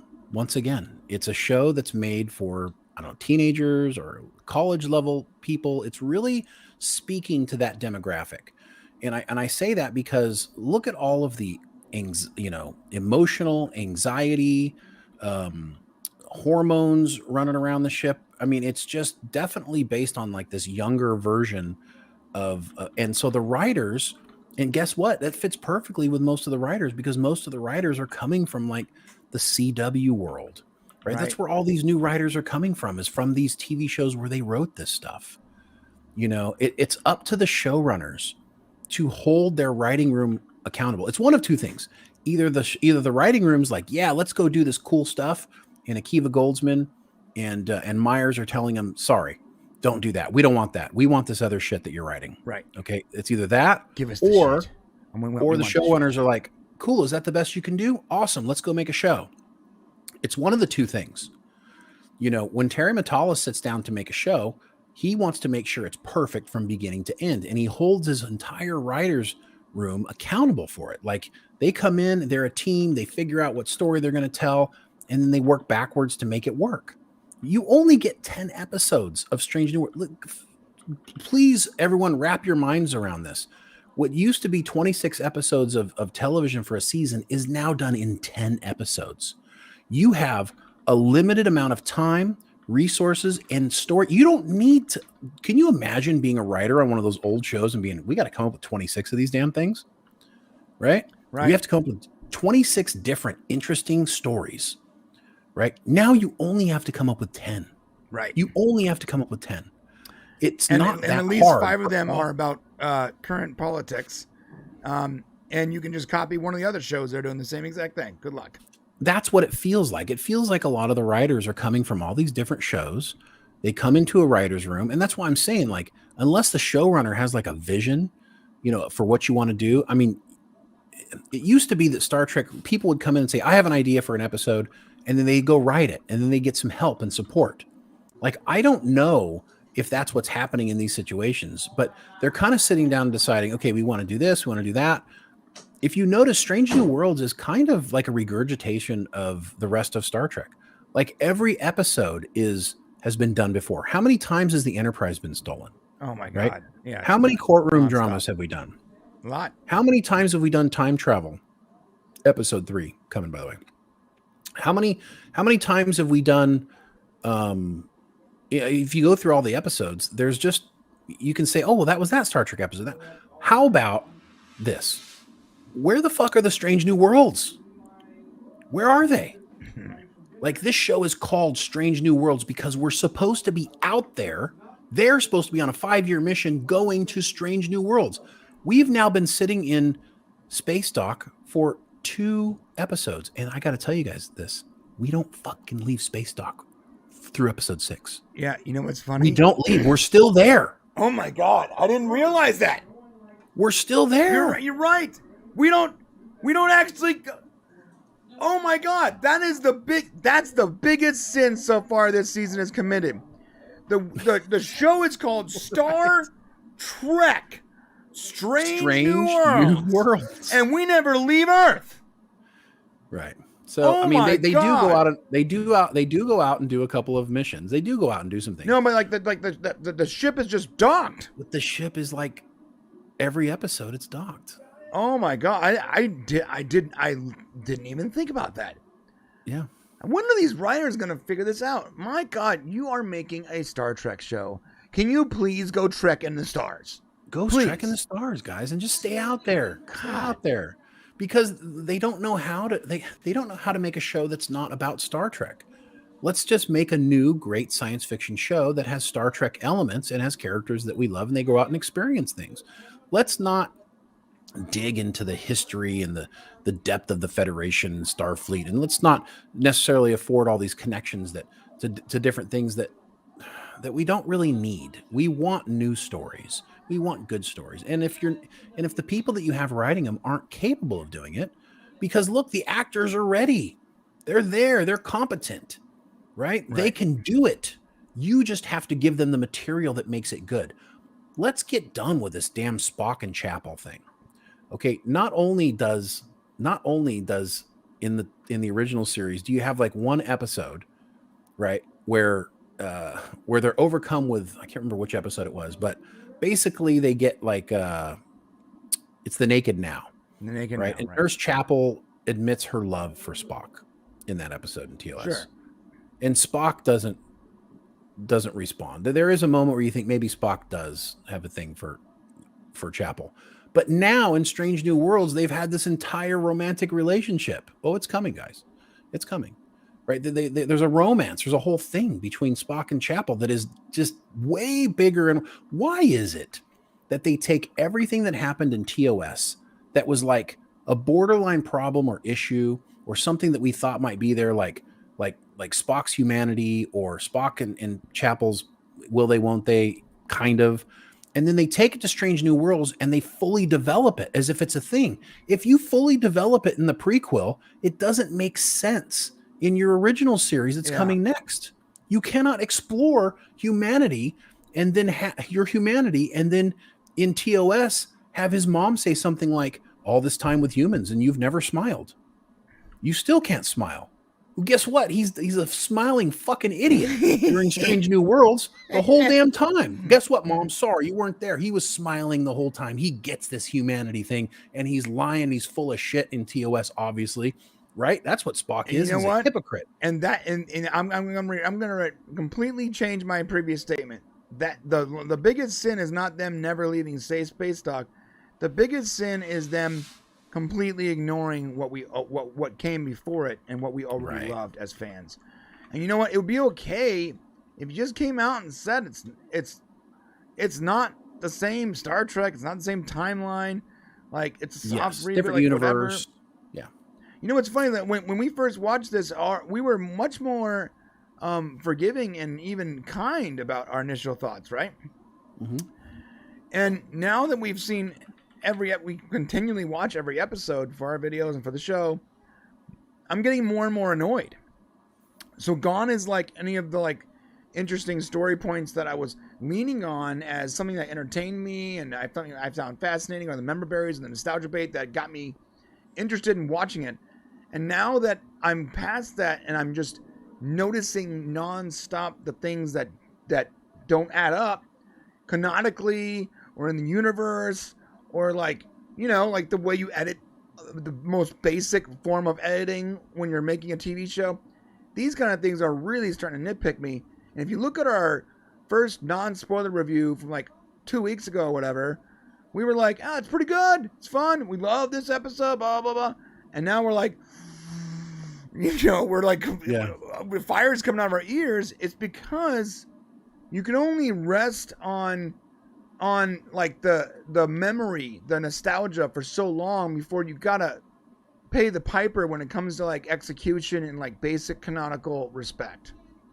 Yeah, and if they were going to go that route, let's say they were just going to like dump the old fans out with the trash and just be like, you know what, we'll start over. Like, at least that would have made sense, but they keep like bringing in elements of TOS. Like, I get it, TOS is old. Like, if you're not of a certain age, you probably never watched it, you know, and you probably don't care. You probably watched the movies and you didn't ever watch the original series because it's old. And honestly, it can be hard for some people to watch. Now they've remastered it for Paramount and it's actually beautiful. Pretty fantastic. Looks really they've all the external visuals are redone, and it kind of threw me off at first. I'm like, this is weird. Like I wasn't sure how to take it because it looked so good. Right. Well, also because like, well, I'm a quality queen and Shane is like don't mess with stuff I love. Just leave it. Yeah. Leave it. That's all it is. Leave it. Like he would rather you not remaster or change anything for fear you might screw it up instead of make it better. When I'm like, throw caution to the wind, tear up that film, baby. Let's make it better. Well, the good news is it was so the quality was so crappy before. It was like really hard to make it worse. Right. Yeah. It's true. Right. So it works, you know, and even on the view screen with the external effects are like, you know, present day. So if you watch it now, it's kind of cool. Like you can watch it and kind of go and listen, you got to watch TOS. If you guys haven't done it, please, for the love of God, go watch it. I'm rewatching it again now for like the 50th time, but I'm watching it specifically and I'm watching Spock. Every episode I'm watching him very closely. I want to know how he's reacting, how much emotion he's showing. Am I fucking crazy? Do those guys know what's going on? And I just forgot what Spock is like or what? Well, you know, because you are crazy, but right. So I definitely see, you know, I'm watching it now and I'm like, okay, there are moments where Spock shows some emotion. There's a little bit of it, but it's like 99.5% Spock and 0.5% emotion. And listen, if they were doing that on Strange New Worlds, I'd be okay with it. You can't prioritize Spock's relationships over Spock's being Spock and a scientist. Right. Like in this show, you guys tell me, do we talk more about Spock's relationships or does Spock like figure out science shit more often? Like what happens? Like, you know what the answer is. Okay. I'm sensing that you're going to continue down this path of ranting. So before you do, I do want to do some super chats. Yeah. No. In no way do I want you to stop. I just want you to pause for a breath for a second, gather your thoughts, and we're gonna, guys. You know, we are experienced YouTubers in the sense that we've been doing this for a long time, but we're not experienced in the sense where we remember to do super chats and stuff. So, sorry about that. We appreciate every super chat, and we are gonna get better at getting to them faster. I actually didn't even pay attention. I'm sorry. And congratulations to Michael Nemo, who is currently the stream hero. Way to go, Michael. Speaking of Mr. Michael Nemo, by the way, thank you, Michael Nemo. This guy, a few of you guys really support us, and Michael Nemo, there was a week that he should have won Stream Hero, but I messed up the names and gave it to someone else, Danny the Dork Knight, and it was obvious that Michael Nemo had won. Like, it was... anyone with like a minute of clarity would have realized that. Michael Nemo didn't be like, hey, because I won. He was just like, oh well. So you're a good dude. Anyways, this is what Michael Nemo says. I worked at Blockbuster Video as a manager. We used to have fun trying to figure out all the films people were asking for. They asked for Lucky Charms or Lonely White Girl. Guess which these films are? They must be the dirty kind. So he answers, Leprechaun or Single White Female. That's awesome. Leprechaun or Single. That's good. That's good. You know what's funny is I watched Leprechaun with the. Well, I watched because we were going to review it for some salty nerd thing, and Leprechaun in Space or whatever is the trippiest, weirdest, most what the F movie I have ever seen. Warwick Davis plays Leprechaun, I think. Oh, does he really? Yeah, and he like shoots out of a guy's penis. He like infests a guy like an alien and then comes out of his penis and like there's a guy. It is so weird. The Leprechaun's not even like the worst character. It's the weirdest movie I've ever seen in my life. So one of those obvious like they dropped acid before they wrote the script kind of thing. The guy, so like they rescue a princess, like she's like the princess of the universe or something, and the Leprechaun has forced her to marry him because of all his gold. Sounds like Mario. And yeah. And like the Space Marines get there to rescue her and they like kill the Leprechaun. But one of the Space Marines is like, yo, hold up, I gotta piss. And while he's peeing, the Leprechaun's like spirit like travels up the stream into his penis. I already hate this movie so much. And then when they're on the ship, one of the Space Marines is like a girl for some reason. And she's like, hey, let me give you fellatio. But then that's what triggers the Leprechaun to explode from the guy's penis. Just stop talking. On top of all this, for some reason, the ship they're on has a nightclub. And in the nightclub, it's just like the the Space Marines. That's it. It's just them four dancing while talking in a nightclub, like a full nightclub on a starship. And you're still watching it. All right. And I watched the whole thing. Well, that's somebody watched the whole thing. That's good. Let me tell you something. That's why when people go, Strange New World's the worst thing I've ever seen. I'm like, have you seen things? Have you seen Leprechaun in Space? Like, come on. Like, yeah, okay, I get it. Like, I'm complaining about Strange New Worlds, but like, it's not the worst thing. So stop being so hyperbolic. Either you're lying or you just haven't experienced enough to realize that statement's asinine. Well, thank you, Michael Nemo. Appreciate the support. And yes, we are eager to hear more stories about your Blockbuster video days for sure. Yeah. I want to interview you. I want to do an hour with a Blockbuster manager. That's why that streaming show is popular. Dude, that streaming show is great. And partially because the actress. So I like the actor, the main actor. I'm forgetting his name. Something. He's an Asian guy. But the actress was in Brooklyn Nine-Nine, and I have an unhealthy obsession with this actress. I don't know what it is. Sounds about right for you. Her name is Melissa Fumero. She plays Amy Santiago on Brooklyn Nine-Nine, and in the Blockbuster series, she's like the manager. Whatever it is, she's an older woman. But she has that face that looks perpetually young, like forever. And her personality is just so adorable. I'm like, I can't get enough of this actress. And she plays the same person all the time. So it's not like she's like a phenomenal actress. It's just like her character, her personality is so damn likable. Is herself, right? Another super chat from Michael Nemo for $5. Thank you, Michael Nemo. I keep hearing that Starfleet is not a military organization, but it's full of women calling each other sir. Lol. Oh, we had a lot of fun. I don't know if you saw the review yet, but basically throughout the entire review of episode 2, we're making fun of the fact that they have a uniform code of not military justice. Like they kept calling it the uniform code of justice. Yeah, the uniform. The military. Yeah.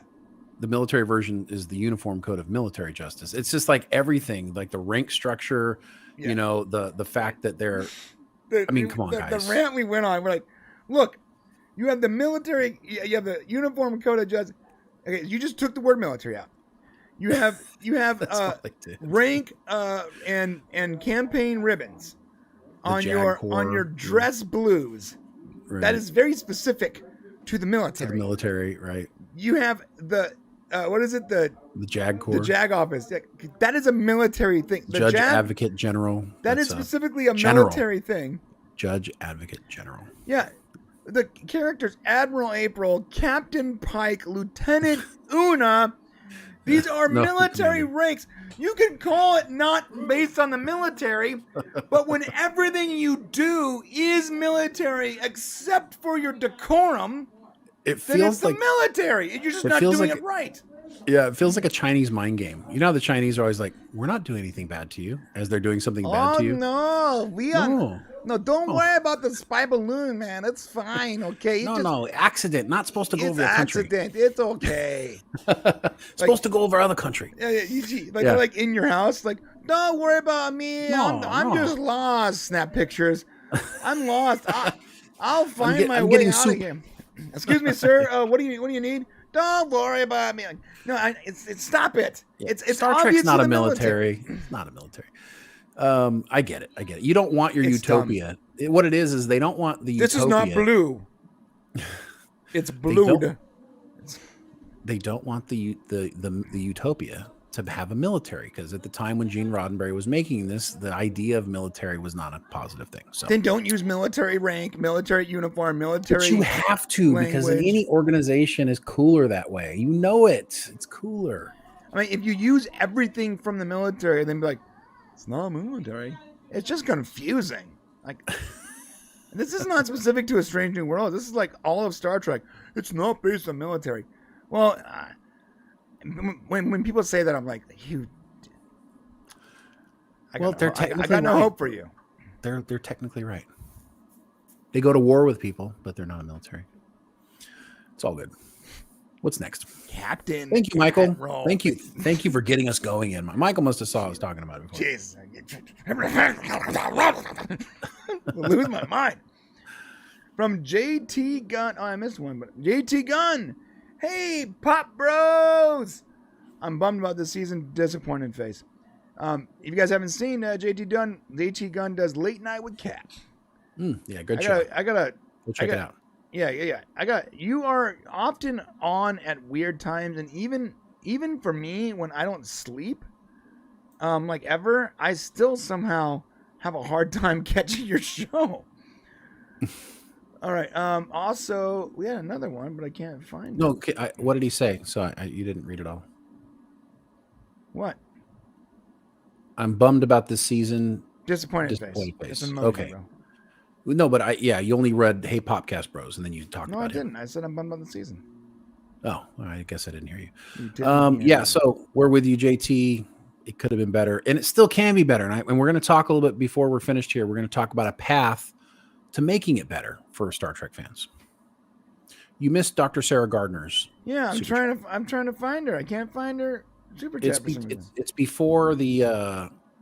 It's before the Michael Nemo not military one. Yeah, I'm aware of that. I know it's in here, but for some reason it's not on my list. Okay, well, That's I can weird. read it, or you can read it. Do you see it? Hold up.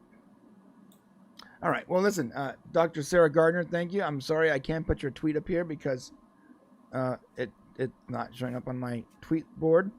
But what she says is, I miss Blockbuster night. Sad face. I feel like I invented Blockbuster and Chill. Winky smiley face. Nice. Thank you, Dr. Sarah Gardner. Blockbuster Appreciate the and support. Chill. That was the better version of Netflix and Chill because you actually were invested in your night. You were, because if you kept those videos longer than you were supposed to, it was going to cost you way more than you spent to rent them. Right. That's how Blockbuster made their money. But seriously, then you needed to get a plan B the next day. What? Yeah, so on your way to return the video, you also Yeah. stopped at the pharmacy to get plan B. Oh, that's that. Because Blockbuster and Chill. Hello. Oh, well, I didn't. I had to figure out Plan B was there. For a second. Sorry. Plan B is a contraceptive for when you forget to use Plan Gotcha. A. So yeah, but true. I used to go to Blockbuster and like I would buy sometimes 5 or 6, 7 videos and realize, oh shit, I can't watch them all. So do the best you could and take them back. But if you didn't take them back, there was a couple times when I owed Blockbuster over $100, certainly. And I'm like, look, the movie doesn't cost that much. And they're like, sorry. Yeah, there's a reason why I had like 13 Blockbuster accounts. Oh, all right. Yeah, I would just scrub one account and just open another one. And the trick was go to a different Blockbuster, use a different address, and then you can go back to your Blockbuster because they don't know you got a different Blockbuster card. Scam artist, man. Nice. I still have a couple of Blockbuster discs around here somewhere. I'm the idiot that just paid him the $100. Right. I never paid a single late fee. I was like, ha! I spit on your late fees. And until you start asking for my social security number, there's no way I'm paying a late fee. No money G. If I was younger, I might like this. It's just not mentally engaging to me. I love dumb crap entertainment like Transformers and Fast movies, but this Trek drives me crazy. I can't explain it. Yeah, I'm with you. Yeah, no money G. Thank you so much for the $10. Really appreciate that.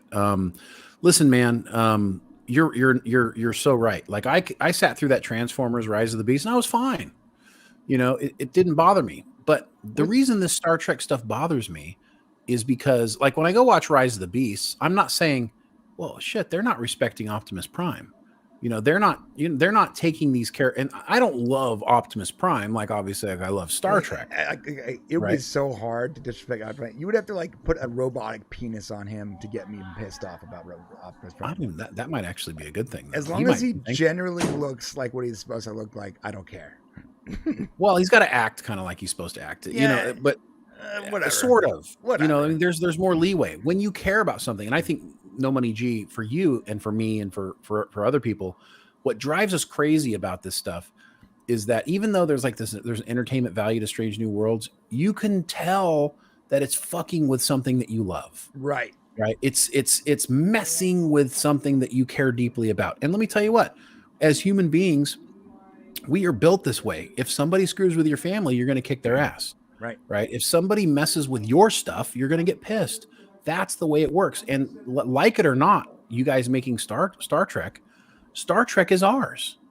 You know, and now we're not gatekeeping, saying nobody can like or do what they want to do. I'm just saying, like, I have ownership of Star Trek in my heart and my soul.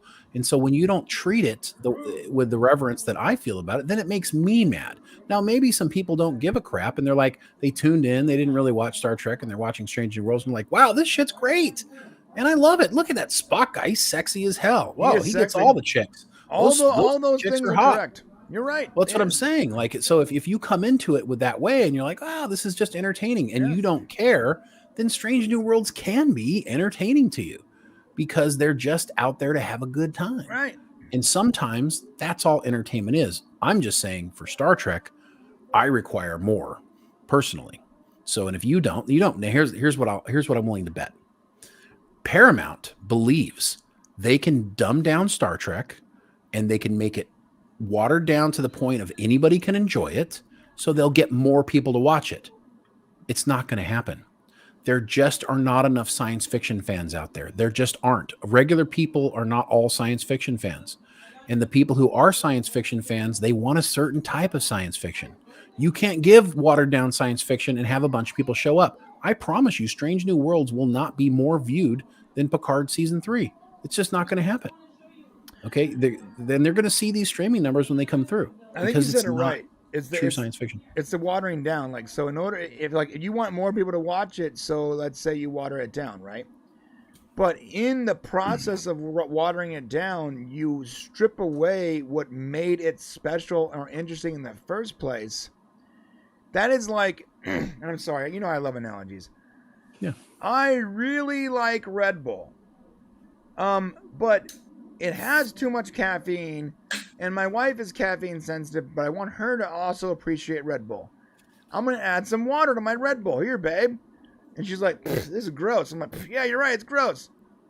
You took something and you made it less of what it was to make it more generally appealable, but acceptable, but you also stripped away what made it interesting to the original fan base in the first place.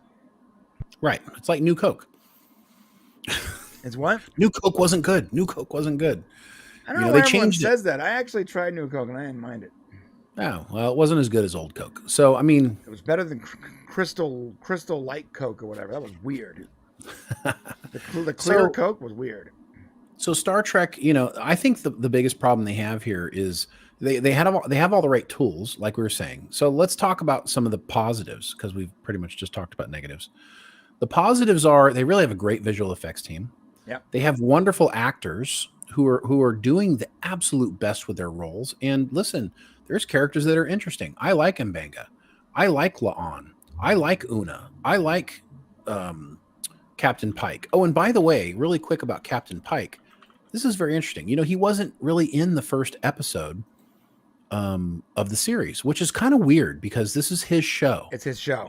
And it's weird that he wasn't in it. And we made a note of it. The reason why Anson Mount wasn't in that first episode was because I guess he had a kid and he just couldn't work on the episode. And so instead of like reworking the schedule or figuring out a way to make sure he was in the episode or doing a different one, right? It didn't have to be the first episode. They just decided, like, guys, it's not like, oh, we have to shoot this in order, and that's the first episode. You get really weird, man. You can shoot the episodes out of order and change the order of the episodes. It's stupid. Like, that's a really bad excuse. It's almost like you don't understand how time and editing works. It's weird. Right. Well, here's what's really weird. They knew when the kid was coming, and they didn't plan for it. Like, they knew for 9 months that he was going to be out. So weird. They didn't plan. They didn't plan to make sure that the first episode of the show about Captain Pike's Enterprise, he's in it, you know, which is weird to me. So it's just another one of those interesting things. And honestly, I know this is the day and age of like kindler and gentler and stuff like that. But back in the day, like sometimes you had to go to work. Your kid was born. Yes. He or she is healthy. Everything's great. Oh, got to go to work. See you in a couple weeks. You know, they don't do that nowadays, but that's the way it used to be before the world got soft. But you're right. I don't mind you taking leave when you have a brand new kid. The Shane's not saying you can't do that. But I'm saying, like, if you need to, you know, like if it's going to mean that the show's not going to get started properly, like. But you don't even need to do that, though. I get what you're saying, but you don't. That's not required. You don't. He could have skipped this episode, and they could have written this episode to be further down the list. It didn't have to be the first episode. It's silly that this was the first episode and you couldn't be there. I mean, this is like basic TV stuff. Like, this is basic. Right. It's like we went from doing 22 episodes in a season, breakneck pace, every single episode interesting and new and fresh, to doing 10 episodes, and we can't even figure out how to put the order right. Like, I don't know how we've gone so far down the drain of TV quality. And it's not just Strange New Worlds. It's so many things. I finished Agents of S.H.I.E.L.D. with my kid. My kid loved it, by the way. I am a proud papa. When she sat there crying when Coulson died. Spoiler alert. It was a beautiful show. Don't worry. He dies a bunch of times. It's natural. It's imagine if he only died once and I just spoiled it for you. But I'm like stripping out. 7 seasons, 22 episodes a season. Like, and they went hard in the paint. Entire themes, brand new sets, huge overarching themes. And these guys are complaining about the workload on a 10-episode TV series where the first 6 episodes, they don't even leave the initial normal setting. It's like... Well, they do, but they go and come back. It's just, we have become... TV has gotten so soft in the way it operates. It gives the audience so much less than it used to.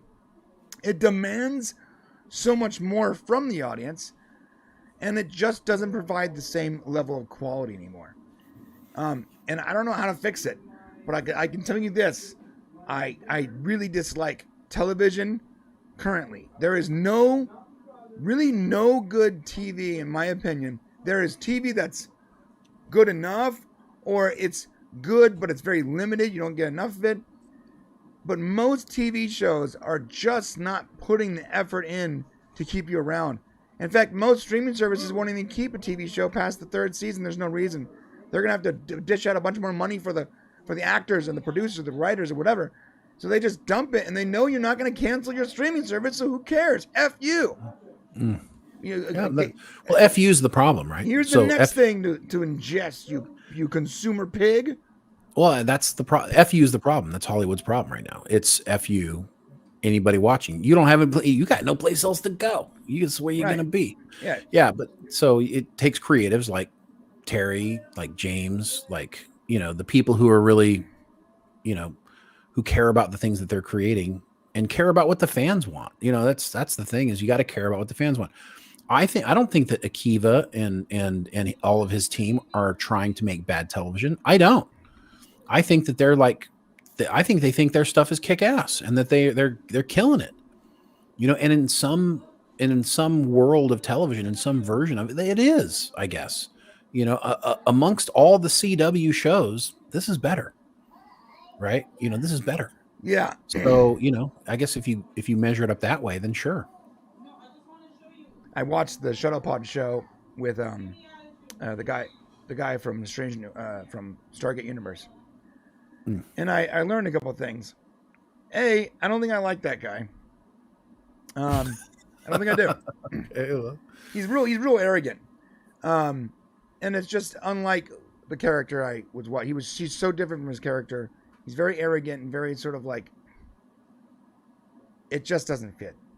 Anyways, what he said though was right. Like,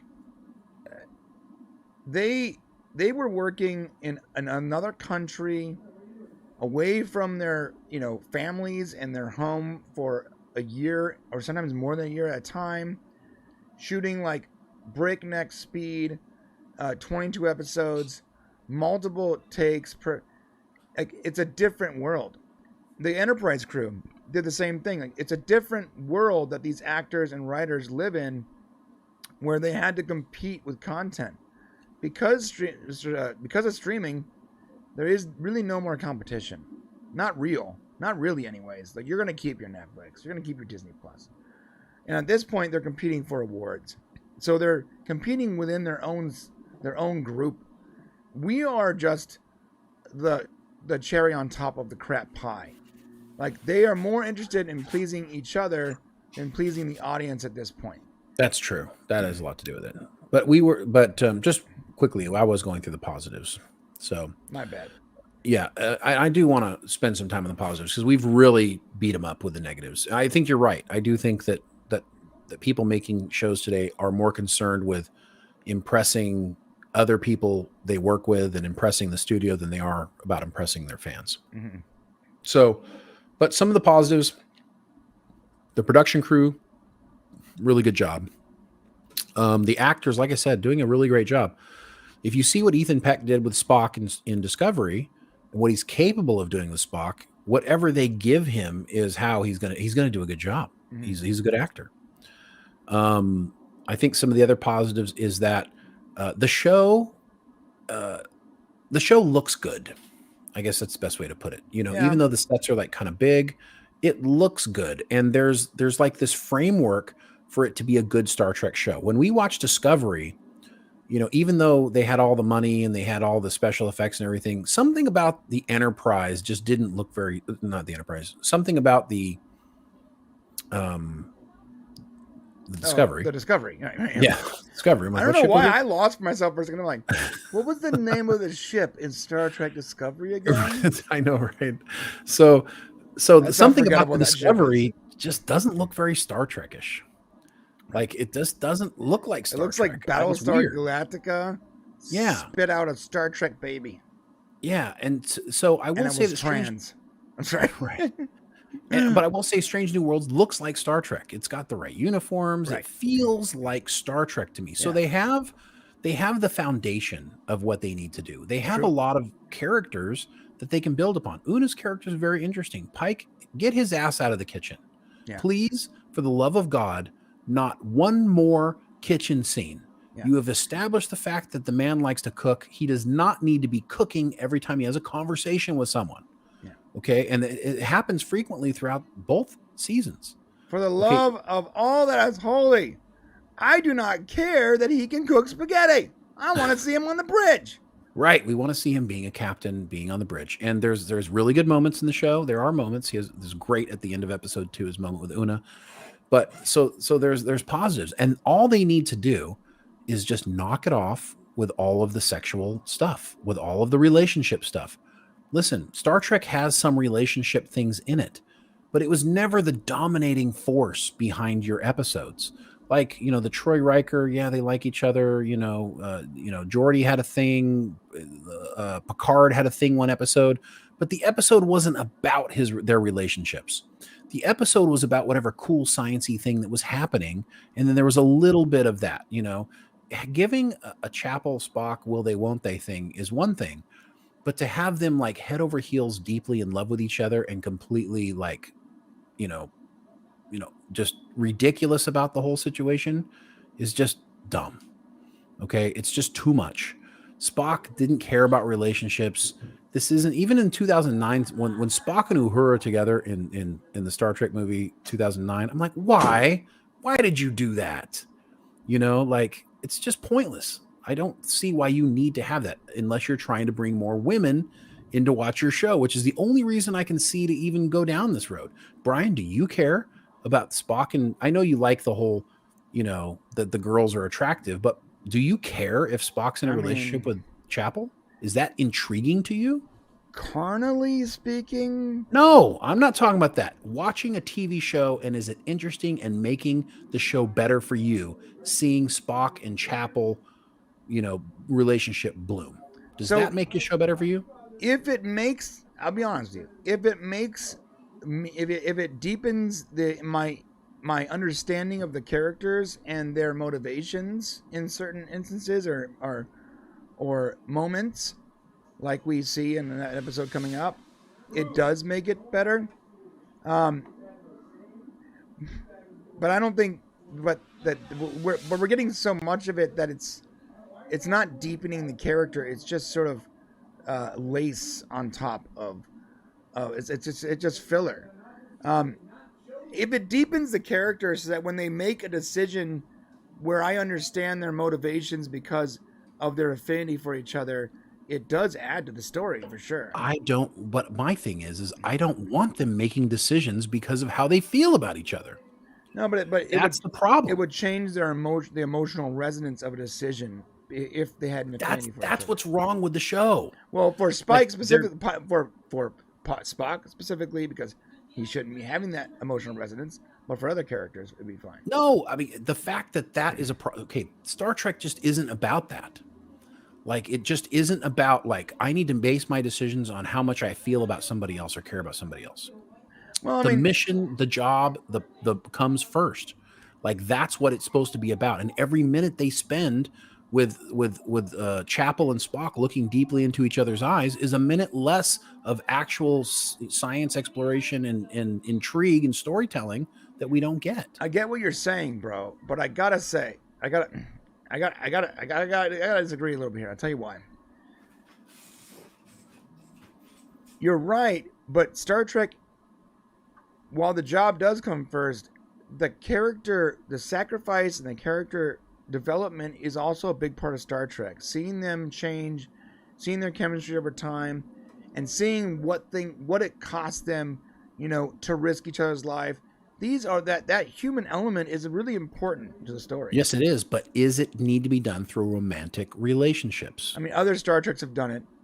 On a very limited basis. How long did it take for Tom and B'Elanna to finally get into a relationship in Voyager before they look, we need to do something else. I guess we'll start a relationship. I mean, what did you get? Jadzia Dax and Worf? I mean, it was so limited. Their relationship was so limited on the show. It was Trip almost Tucker nothing. And T'Pol, Riker. I mean, it was a will they, won't they? Will they, won't they? But never were the episodes completely about that. That's not true, though. They spent an entire episode on their potential offspring. I hated that episode so much. Yeah, and you hated that episode so much. Yeah, right? I didn't like that. And when did they do it? As a man, I don't really like those episodes. You're right. They did it later on, and we didn't know who Trip Tucker was, and we didn't know who T'Pol is. We don't know these characters. We know these characters because they're coming, and the fact that they've prioritized this relationship building, these sexual engaging relationships. I would argue Pike's relationship with Batel is stupid and a pain in the butt and pointless. He spends too much time talking to her. Yeah, that does take a lot of time. Like it's so unnecessary. But did it add? But did them being in a relationship add to her courtroom drama where she was trying to convince them to stay out of it? Did that add for you? Did it add to the character development of those two characters and their interaction? I mean, knowing that Batel cares about Pike is one thing, but having him in a scene every 3 minutes having another discussion or something is just too much. Like I knew that Nurse Chapel cared about Spock because of one episode, one scene. I knew that was in there somewhere. So later on, if I'm watching, I already understand that character development. They're just beating it over the head constantly, over and over and over again. Like, how much time each episode do we need to spend on Spock and Chapel's relationship, or Spock and T'Pring's relationship? How much time do we need to spend on people being in relationships with each other? This is why I keep calling it young adult Star Trek, because that's what young adults care about. And maybe that's who this show's for. And that's fine. It's just, it's bothersome and takes me out. I want them to explore more asteroids. I want them to explore meet new life and new civilization. I want them to go do what Strange New Worlds is supposed to do. And it's funny because like that, I keep flip-flopping between the biggest crimes. And I got to say, a big crime is not doing what Star Trek's bread and butter. They're not selling the Star Trek taquitos. Right. Because they're not going out and exploring new life and new civilizations. They're not giving us new moral conundrums to attempt to quantify. They're not showing us races or ideas or scientific advancements that add some kind of moral question. They're not enhancing or expanding our mind in any way. It's all personal, dramatic bullcrap. Everything is an inception onto itself. Personal, dramatic, character-driven, or going back into the canon itself and modifying that in some way, trying to make it more meaningful. It didn't need to be more meaningful. I liked it when I saw it in TOS. You don't got to add very much to that. Let's start doing things that expand the canon, not enhance, or what your version of enhancement is on what we've already seen and what we already love, and stop focusing so much on dramatic nonsense, and let's get back to actually exploring the goddamn universe. Yeah. That's a big deal. And the more you talk about it, the more frustrating I get that I haven't seen that in 6 episodes. Sorry. Right. Well, so they can develop your characters. It's important. All characters need development, but do it through the lens of their experiences while on a mission. Like, that's when you should get to know people, and the character building should happen while something else is going forward. It feels like Strange New Worlds is a lot of running in place, and it's not really going anywhere, and you could argue that, that House of the Dragon and some of those shows, there's a lot of this similar stuff. It's very soap opera-ish, right, in those elements, and it's very intriguing. And if you like that, if you like that Star Trek is doing that, then good for you, and continue to enjoy it, because you're not just going to get this season, but you got a season 3 coming. And all we're trying to do is, as it relates to the rest of the Star Trek universe, there are so many elements of it that just don't make a lot of sense. Yeah, that's what I got to say. Well, I agree with all that. And if you want to see the progression of our views, go back to like 3 videos ago on the Unleashed channel, where we had a completely different outlook. We're like, yeah, I think this episode's the best in the whole thing so far. It's a good start to a season. Like, our entire opinion has changed after multiple viewings. Yeah, as it should. And it should, but the reason I think that we were more light on it then was because we expect, like, we did what we always do. We sort of expect it to get better and better. And realizing now that we've seen all 6 episodes, the first 6 episodes multiple times, we're like, oh, so they don't they don't really advance anything. Not really. That's an issue. Yeah. They go back and ruin things, and they advance the characters in a way. But yeah, I mean, think about this. Una was already number 1 last season, and they arrested her, and we had an entire episode where she got back to being number 1. Like, there was no movement there whatsoever.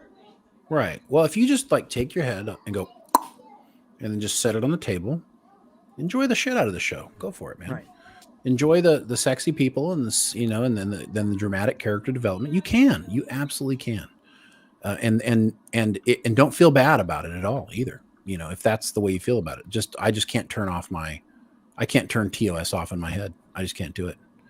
And that's me. That's on me. So, and if you feel the way I feel, then we're going to be, you know, we see things the same way. But if you see it another way and you're like, well, look, I'm really enjoying the story and I'm enjoying, you know, the fact that they're doing this, that, and the other thing, you know, the development of Kirk, which I'm not going to say anything about it. I don't want to spoil it, but that comes in episode 6. And we are definitely going to talk about that in episode 6 because Kirk, you know, like Spock, is an important character to me.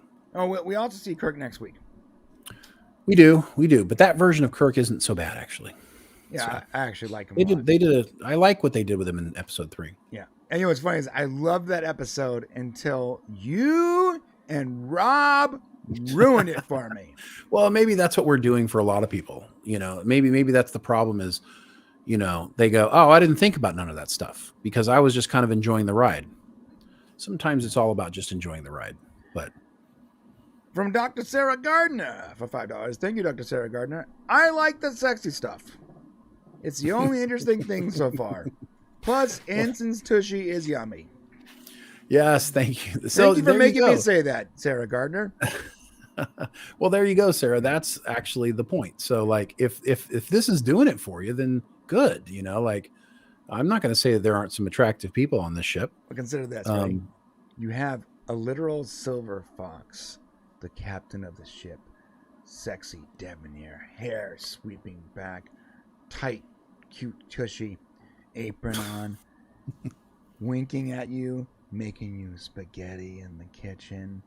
The Anson Mount is the definition of like a woman's fantasy. And that's what it's made for. I mean, when you stop and think about it, I mean, we can go back to your criticism. We can go back to thank you, Dr. Sarah Gardner, because you're right. This show is made for you, honestly. And in a way that, like, if you like the sexy stuff and that's what they're shooting for. They're like, we want more Dr. Sarah Gardners to watch our show. And which is fine. The problem is that you're kind of losing some of us older Trekkies, but maybe they don't give a shit. Maybe that's fine.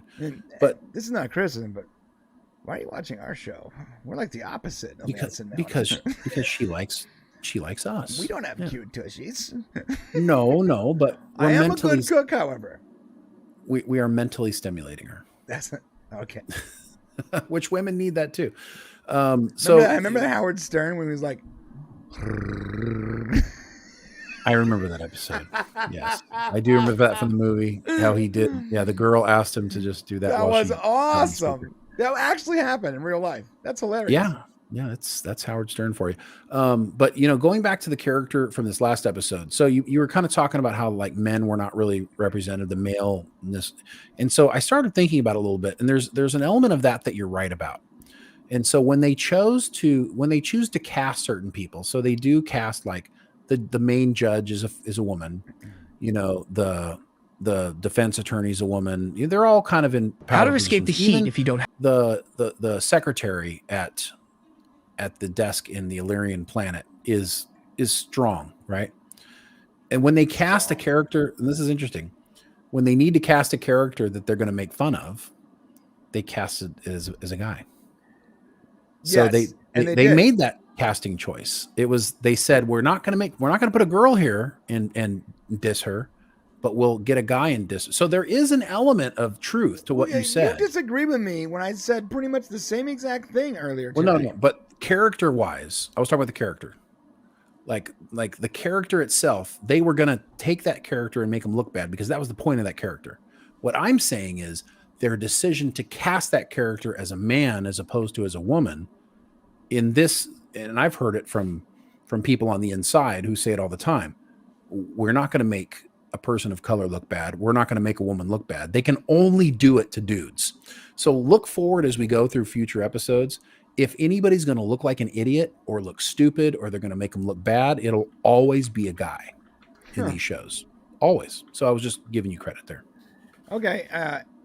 And that isn't frustrating you at all? That doesn't bother you at all?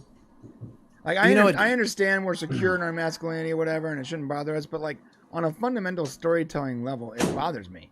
Not because I'm insecure, but okay.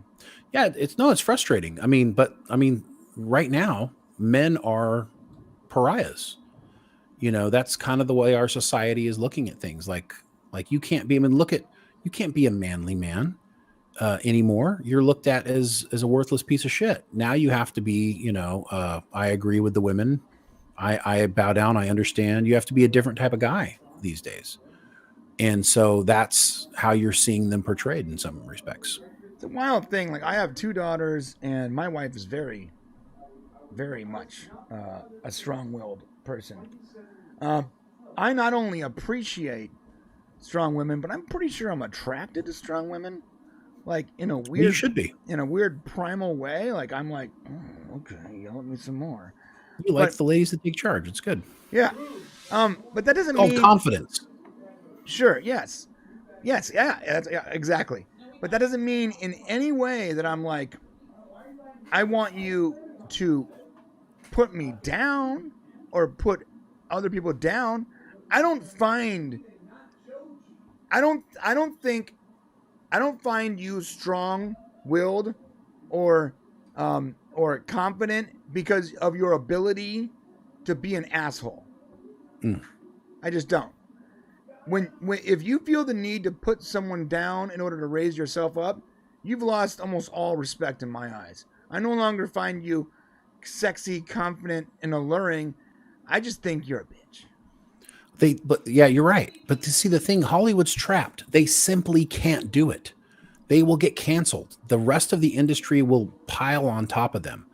From talking to people that we've talked to, the thought of doing something, making a person of color look egregious or making a woman look in a bad position, it's unthought of. It's the society and the culture that we're in right now. The only person you can attack in our culture right now is a man.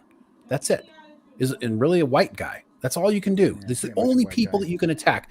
Everybody else is off limits. That's cool. We can take it. Take it. Yeah, I don't give a shit. But the point is, it's sad. I mean, I'm sad for my sons who have to grow up in a world where they now cannot be a version of this generation's man because they need to be completely sensitive to everybody else's feelings and thoughts. And those people, by the way, don't need to be sensitive in return. Right. So the way it is now is no, you have to be sensitive, but we can fuck you up and we can tease you and we can put you down. Right. That's what, because you guys have been in charge for too long. So go fuck yourselves. Right. So that's kind of what, right. I mean, seriously. Right. Even though we haven't been in charge. I've been poor my whole life. I don't know what you're talking about. The poor white boys being born right now, or the poor, boys being born I don't now. know where you're getting this because I got ancestors with a similar skin pigmentation that might have been in charge at some point. How am I even connected to that? Also, there is no such thing as white people. There's like 15 different races that share this pigmentation, and some of them aren't even from white, quote unquote, European countries. It's such a stupid notion. The idea of judging someone based on the shade or color of their skin, and I know this is a pretty hot take, that's stupid. So if you think that's stupid and you agree with me, then you shouldn't judge people because their skin is lighter than yours either. Stop it. But as long as it's stop judging anyone based on what their skin color is. It's so stupid. So just like Una was allowed to be made fun of, this goes right back to Star Trek, guys. Trust me, we're not taking you too far away. It goes right back to Strange New Worlds in this last episode.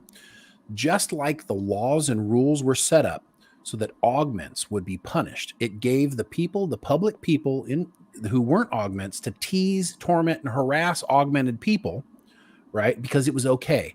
In the same way that Hollywood is right now, it's okay to tease, torment, and give guys a hard time because, they're the bad guy.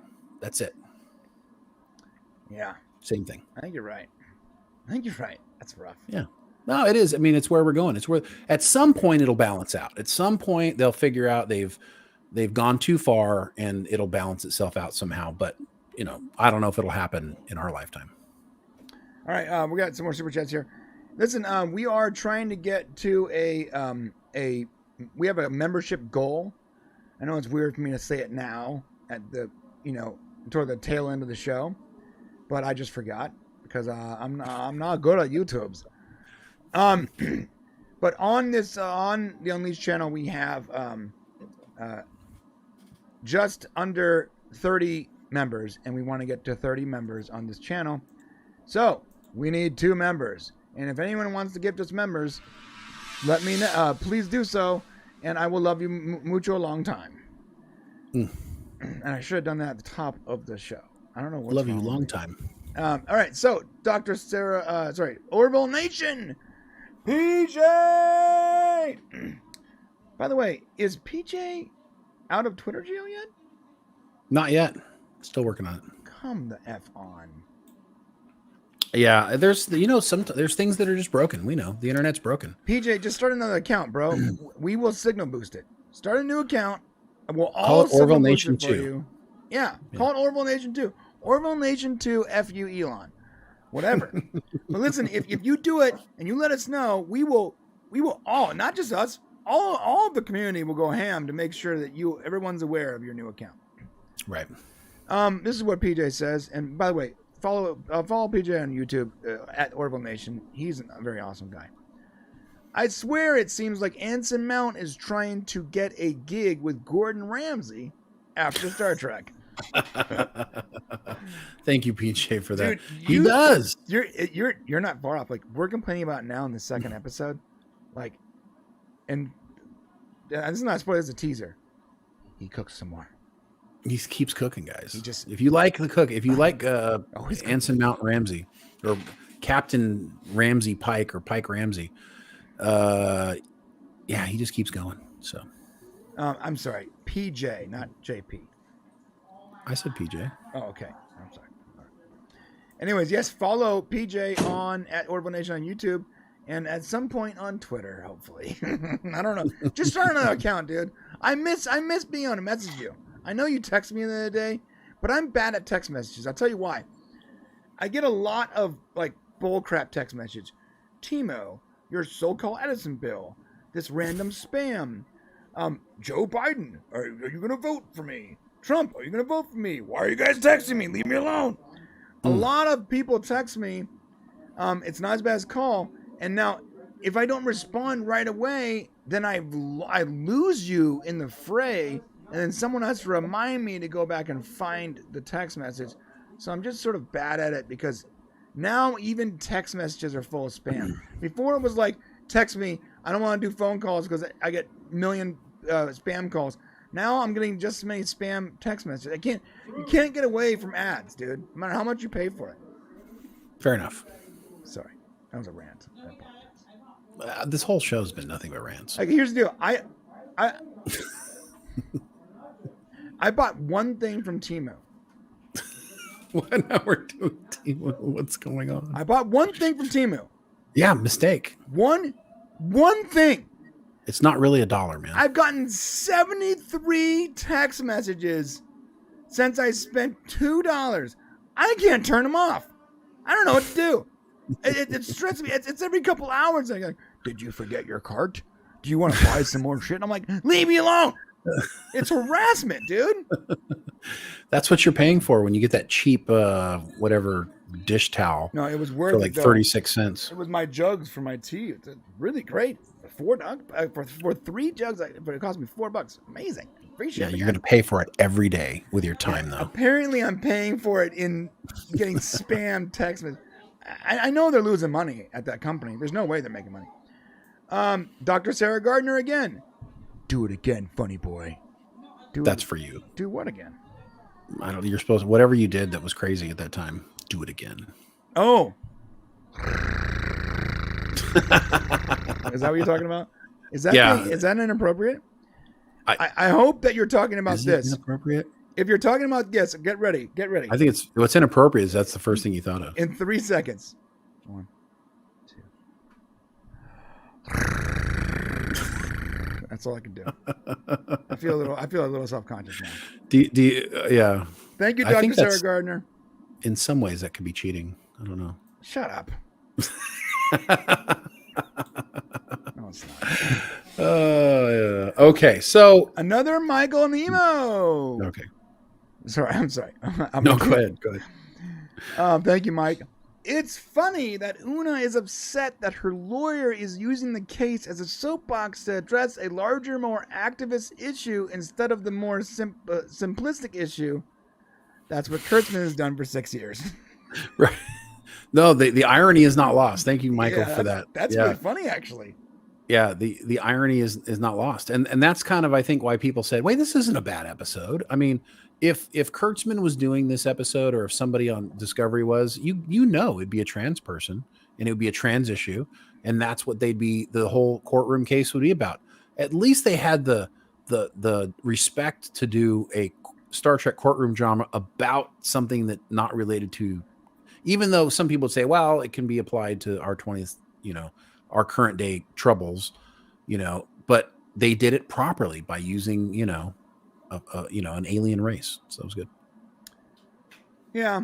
I mean, I guess that's what we asked for. We're like, every time we watch Discovery, we're like, hey man, if you want to do that, it's cool. Just got to wrap it in alien crap. I guess it's exactly what they did. So I get that. Yeah, why don't you do like the Russian-Ukraine war? Like they should do something like that. Yeah, they're not going to do that. It's too dangerous. What I'm saying is that's what I'm talking about. Like this shit's safe. Like the race stuff is safe. Oh, what do we call them? Like, they're cowards. It's cowardly though. Like, yeah, they're going to do the typical race, religion, sex issues, whatever. But they're not going to touch Ukraine versus Russia because the consensus is so split on that, and it's such a hot topic between multiple people that it's just like with that handhold thing at the end. It's cowardly because you don't want to commit to one side. You don't want to just go for it or not. They're trying to make points. You want to tease it. You want to tease the tip a little bit. So listen, you guys are going to hear a lot about how Una's gay going forward. She's lesbian. No, so it's going to happen. I don't think that's going to happen. I mean, you're going to hear about it. I'm not saying it's necessarily going to be like the truth. People are going to be talking about it because that's what they've given you room for it to be. So they're going to be like, here's all the reasons why Una's a lesbian now. All those other Star Trek channels are going to be like, that was amazing. You're like,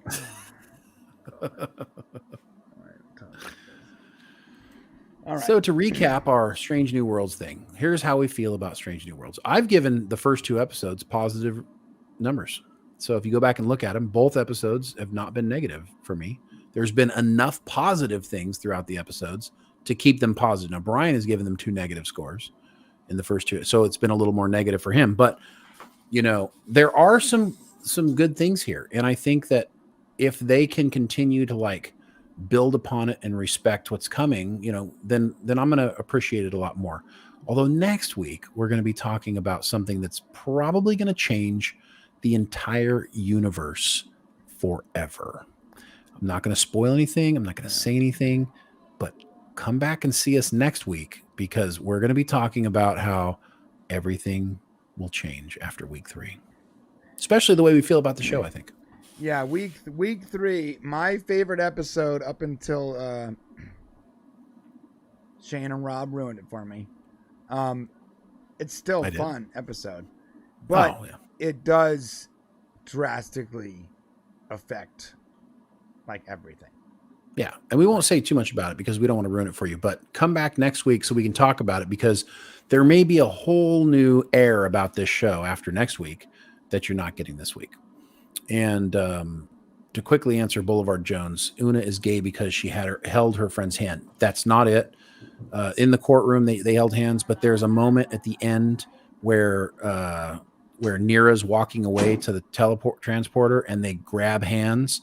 And for some weird reason, like they just left it on there for an extra 2 or 3 beats that didn't make any sense. The camera focuses on it, and from as people that have watched a ridiculous amount of media, that's usually meant to mean something. For whatever reason, they focused on that. They're trying, like we said, like don't be cowards. Just go for it. Don't hint at it.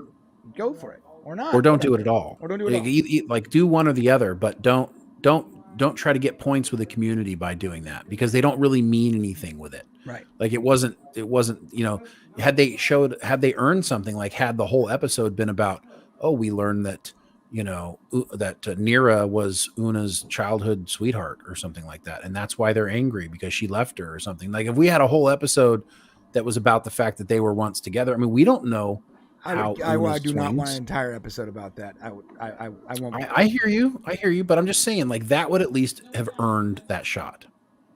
Right, yeah, right. Yeah. For some reason, yeah, exactly. Almost the same as with the 7-9 thing at the end of season 1. Yeah, exactly. There was no setup, no pre-dirt, nothing, and then all the camera just pans, and all of a sudden they're just like canoodling. It's cowardly to do that because like it doesn't. It's bad writing. It doesn't add anything to the story. It doesn't. It's obviously you just trying to please like a certain group, and it doesn't work. So like commit to it and do it right, or just don't do it. Yeah. I do. I feel like I feel like it's pandering. Now, could I be wrong? Sure. But that's the way I read it from watching a lot of, like, they were trying to gain points. And there's a couple of times in the show when they do that. They try to, I think, gain points with the community. They got certain characters who are like one-offs that are trans, so it's like, they're not going full Discovery.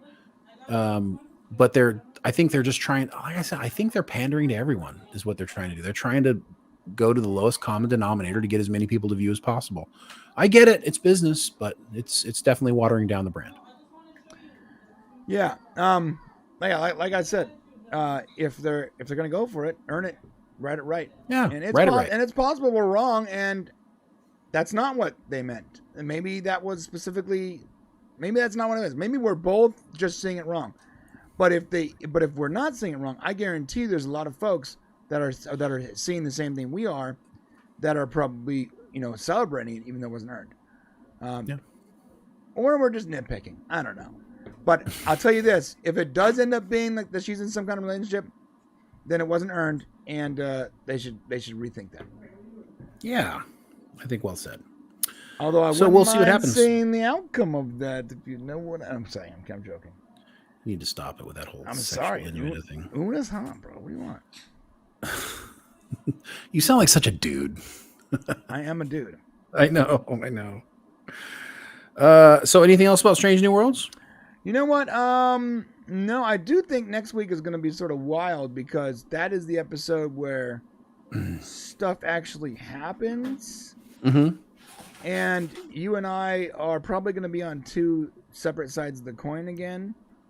But also, I want to hear what our people here think when they see it. I want to get their explanation on the mind-numbing universal changes that happen in that episode. Okay, so yeah, next Thursday, hopefully everybody comes back and we can talk about it. Yeah, it's going to be interesting. And Kirk's in it. I think the previews already showed that. Yes, yeah, we got Kirk next week. And Kirk's pretty good in it. I think so. Yeah. Okay. All right, we're moving on. We're going to be going to the member section pretty soon, right, Shane? We need to talk about one certain I want to talk about the Titanic problem thing. Yeah. What else did we have on the thumb? We want to make sure we give everybody at least what was on the thumb. Let me look here. Interesting enough, Shane, not this Shane, but Shane, the AI did come out with a video this morning, all about the crashed did he really? Yeah, the submarine. Yeah. And if you haven't seen it, it's pretty good actually. He took a different path. Interesting enough, he talked about the Titanic billionaire heir rocking out to Blink 182 while his stepdad is locking the bottom of the ocean. It's a very odd take. And I'll show you guys real quick. Blink 182, huh? Yeah. So this is this was his video. What the hell? And there's Blink 182 rocking out on the. So exactly what happened is this guy is the stepson. That's crazy. He's the stepson of Hamish Harding. Hamish Harding is the billionaire that is aboard the mini sub that was supposed to be exploring the wreckage of the Titanic. If you guys don't know what's going on, the mini sub is now, well, I mean, by now they're probably dead by now. They found him. Oh, they found him. Okay. There was an implosion. They all died. Okay. Well, at least they went out quick. Come in, guys. Yeah, that's got to be a shitty way to go, though. Right, but like, what's shittier? A quick implosion or being eaten by a billionaire to conserve air. Like being eaten by a billionaire. Like slowly suffocating to death, and all the drama and that comes with that, and like slow death is never. I'd rather a quick death. Implosion's a quick death. All right. Well, yeah, it's just still like you don't expect to be dying in that situation for sure. Sure.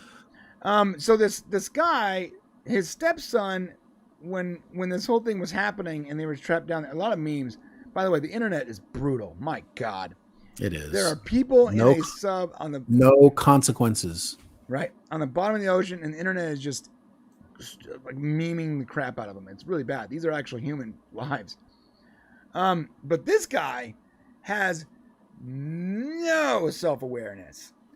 He not only is like, I'm going to go to a Blink-182 concert, he is tweeting about it nonstop.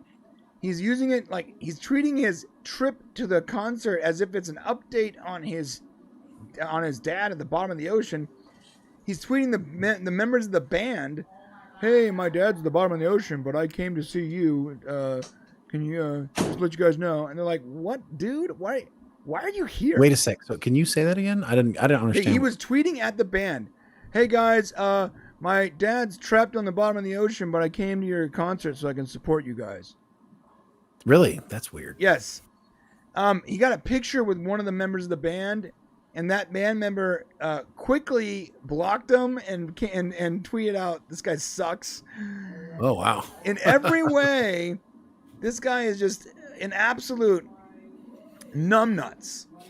Well, additionally, it comes out that apparently he was put in jail for stalking people in the EDM scene. He is truly a scumbag in every sense of the word. And he's trying to like get laid on the back of his dying father at the bottom of the ocean. Literally, should we tell the story about what's going on? You're kind of assuming everybody knows what's going on. I guess, and I don't think everybody does. Okay, good. Go ahead and tell the story. Well, I don't actually know it. Oh yeah, well, let me tell you.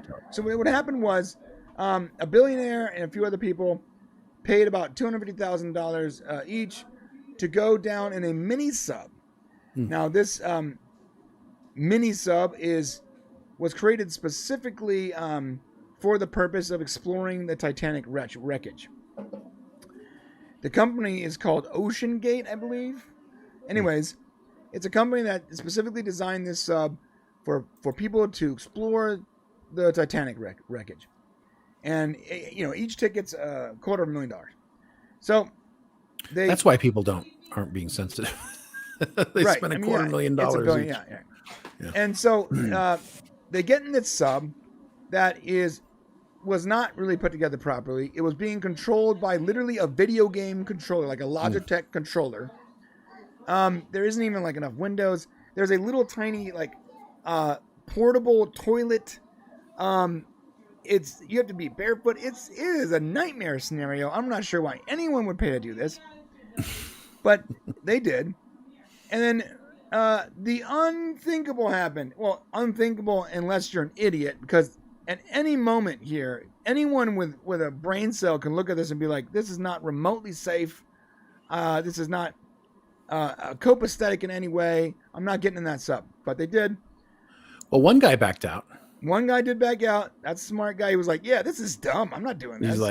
He's like, wait, they're using, I think they were using struts or something that was like used. He goes, "Oh, scaffolding." He's like, "Yeah, if I was building my own submarine at home, like I'd be okay with using this, but this is supposed to be a like a commercial thing." Right. Yeah. Now, so it's called OceanGate Titanic Door. Yeah, like Wilbur Jones. OceanGate Titanic Tours. Please close the screen door behind you.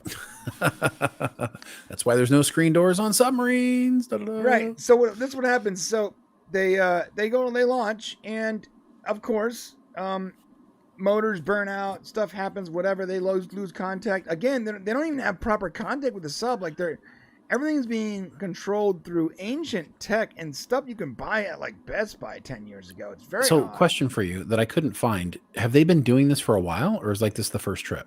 Well, it's not the first trip. So they've been doing this for a bit. Yeah, but not very long. In fact, I have a message here from from last year from the CEO, and this is never a good thing. This is what this is his statement. When I started the business, one of the things you'll find, there are other sub-operators out there, but they typically have gentlemen who are ex-military submariners, and you'll see a whole bunch of 50-year-old white guys. I want our team to be younger, to be inspirational. I'm not going to inspire a 16-year-old to go pursue marine technology, but a 25-year-old, who's a sub-pilot or a platform operator at one of our techs can be inspirational. So we've really tried to get very intelligent, motivated, younger individuals involved because we're doing things that are completely new. I'm going to translate that for you. We don't want to spend a lot of money. Yes, I was going to say, read between the lines. We can't afford these 50-year-old white guys who are going to want a lot of money for being submariners.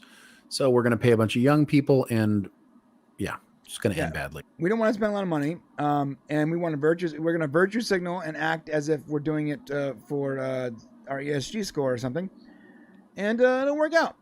Well, it didn't work. It did not work out. Another thing on top of this, they were using a $29 battery powered gaming controller. Battery powered. Like, what if the batteries die while you're down there? Yes. That's crazy. Literally like a Logitech controller from like years ago that you can buy at Best Buy. Wow. Not just that, like a lot of their tablets and computers are all subpar. Someone on Twitter was showing one of the tablets they were using, and it was one of the Amazon Fire tablets that have ads built in. No way. That's funny. Shane, it's rough. This is why you should never just trust what somebody tells you. So it says OceanGate had conducted over 14 expeditions across the Pacific, Atlantic, and Gulf of Mexico. But how many of them went that deep? Yeah, how many went to the bottom of the Atlantic Ocean? Do you know the pressure at the bottom of the Atlantic Ocean is incredible. Right. Like, yeah, that's different. Yeah. So first off, I gotta say, now that they didn't make it, I'm very sorry to the families. That sucks. Yeah, that sucks. It sucks that those people passed away. I know the internet is memeing on them because they're just a bunch of really rich people that did something dumb. But they were still humans. That sucks. Still people. Yep. But my gripe is not with really the internet memeing on them, or the government not finding them fast enough. This douchebag was like, the second they got lost, he goes, we need the government to step in, come here, blah, blah, blah. And they're trying to find people to help them find this sub. The only person, and this is wild, the only person that actually owned a sub that was capable of going at that depth was Gabe Newell, the owner of Steam. Oh. Like, Gavin was the only person that owned a sub that was capable of doing that, and he's on the other side of the world. It wouldn't get there in time. Those guys complaining nonstop about governments not helping. Listen, OceanGate is responsible for this. This wasn't a mistake. This was negligent. This was not only a dangerous idea, but it wasn't actually done. It wasn't done properly. It wasn't done with safety in mind. If it was, you wouldn't be using a Logitech controller to control your entire sub. You would have more than 96 hours of air. There's a lot of safety things if you were really concerned, but they cut corners. They cut corners on hiring the young guy that operated the sea crane instead of the 50-year-old ex-military submariner. You save money that way. You save money on the crappy controllers, on the four electronic drive motors that aren't tested at that depth. They're not tested at 2 miles underwater. You know how many things are tested at that depth? Very few things are tested at that depth. Nothing. If you buy your motors from Wish.com that are supposed to go on, an ATV, and then you wonder why they're not working, they are totally culpable here. They need to be held responsible. And the CEO, there better be consequences for the people that died in that sub. Because, and I understand they paid for it. They took their own risk. It's entirely on them. 100% it's on them. But they were sold a bill of goods that was incorrect.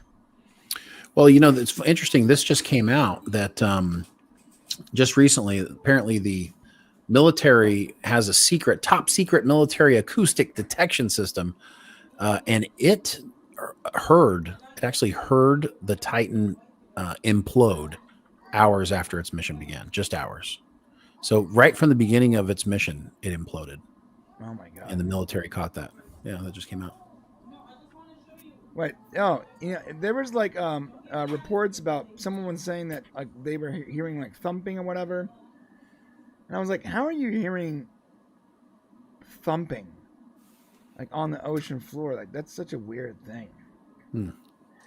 It was very interesting. This is the sub that was sold to them. That was the sub they were going to be in that was sold to them. Really? Mm-hmm. Right? And here's the actual sub. Because, of course, there's no way you're going at that depth with that giant window like that. Get out of here. Holy shit. That looks like homemade. Right. That looks homemade, dude. Look at the motors, bro. Like, there's so many problems with this. So, additionally, here's another shot of it. That's so bad. Like, I would never get in that. Like, the most professional thing here is the logo on the side, painted on the side. There's rivets. There's fucking rivets on a submarine. Like, I don't. All right. Yeah, I don't know. It'd be interesting to see, how culpable they are, whether or not they had like safety standards by OSHA, things like that. Was it an American business or was it? It's definitely American. British. Only Americans are. I'm not sure. I'm going to assume it's American. Only we're stupid enough. Only Americans are dumb enough to do something like that. Like there's the controller they use to control it. So they got to be barefoot. They're all sitting Indian style, or not. I guess that's not a proper word. Cross-legged on the floor, and he's Indian style. Come on, man. Sorry, I apologize. I'm from. Why can't? No, I mean, like, I just don't understand why you can't say that. I don't know why either, but I know you can't, so I'm gonna stop. Didn't Indians sit that way? Oh wait, you're not allowed to call them Indians, right? Yeah. Everything we're doing right now is wrong, Shane. So, they got like a monitor with like Windows XP, and they're sitting Native American crossed. Logitech's controller. He's like controlling the sub from outside. Everything about this is weird. Like, look at their position. So this is the one. All you got to do is show me that picture. They have, Shane. In the front. Where? So they have one. So check this out. They got one window in the front. Yeah. And guess where that window is? The where same the guy's driving? place. The guy's not driving. It's where the guy poops. Wait, is that where the guy poops? Their bathroom is in the front next to the window. There's a little curtain, a privacy curtain, so you can go to the bathroom in the front of the nose of the submarine. God, that's gonna smell the whole submarine up, dude. That's also the only place you can actually see out is where you're taking a crap. I'm sorry. Can anybody comfortably take a crap while you're going like 2 miles down below the ocean? Like your bowels are gonna hold that shit until you get out. How many days were they supposed to be in here? I don't know.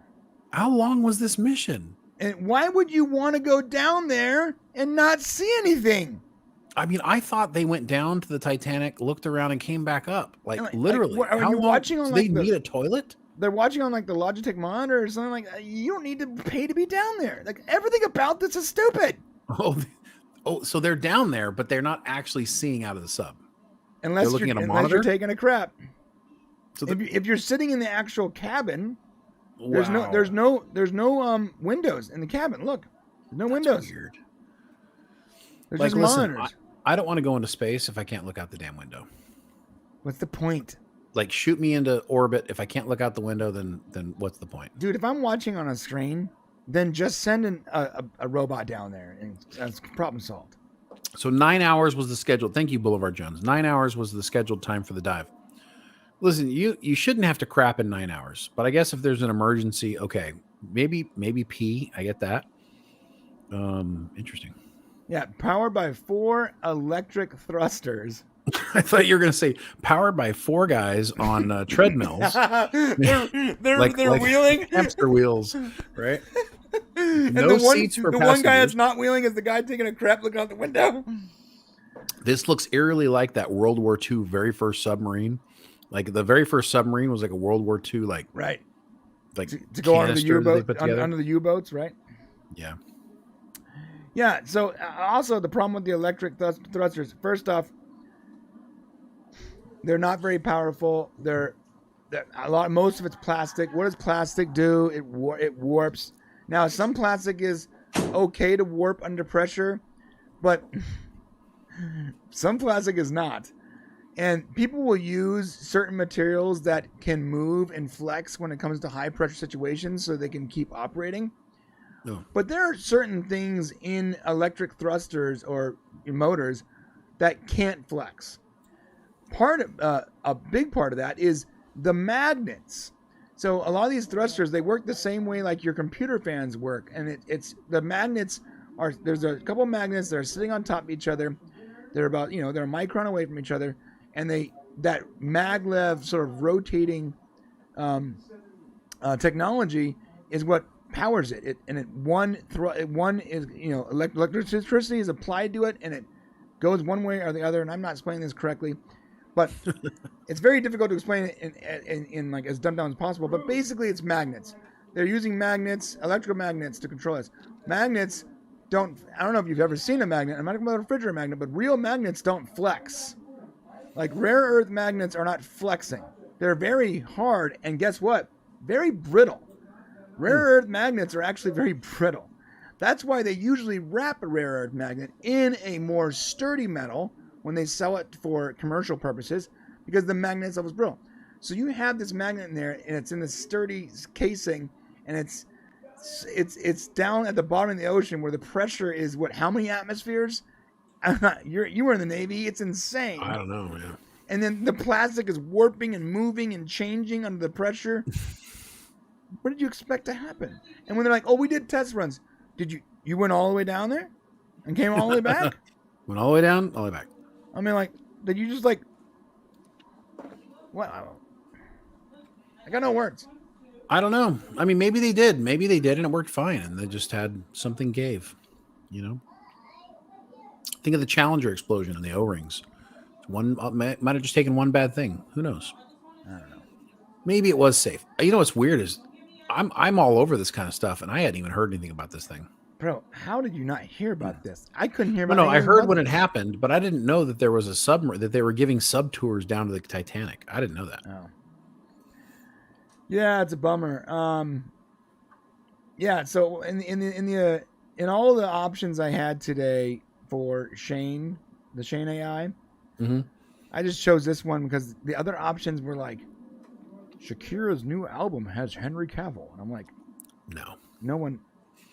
who cares about that? Like, I don't care.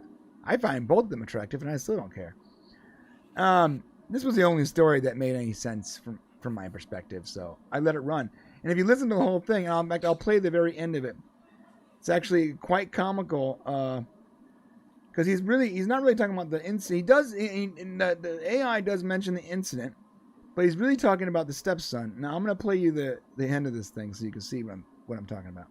Filthy toilet air, really appreciate the company, and choking on, I'm sure, the crew members and their families. So disturbing. Well, that's mighty big of them.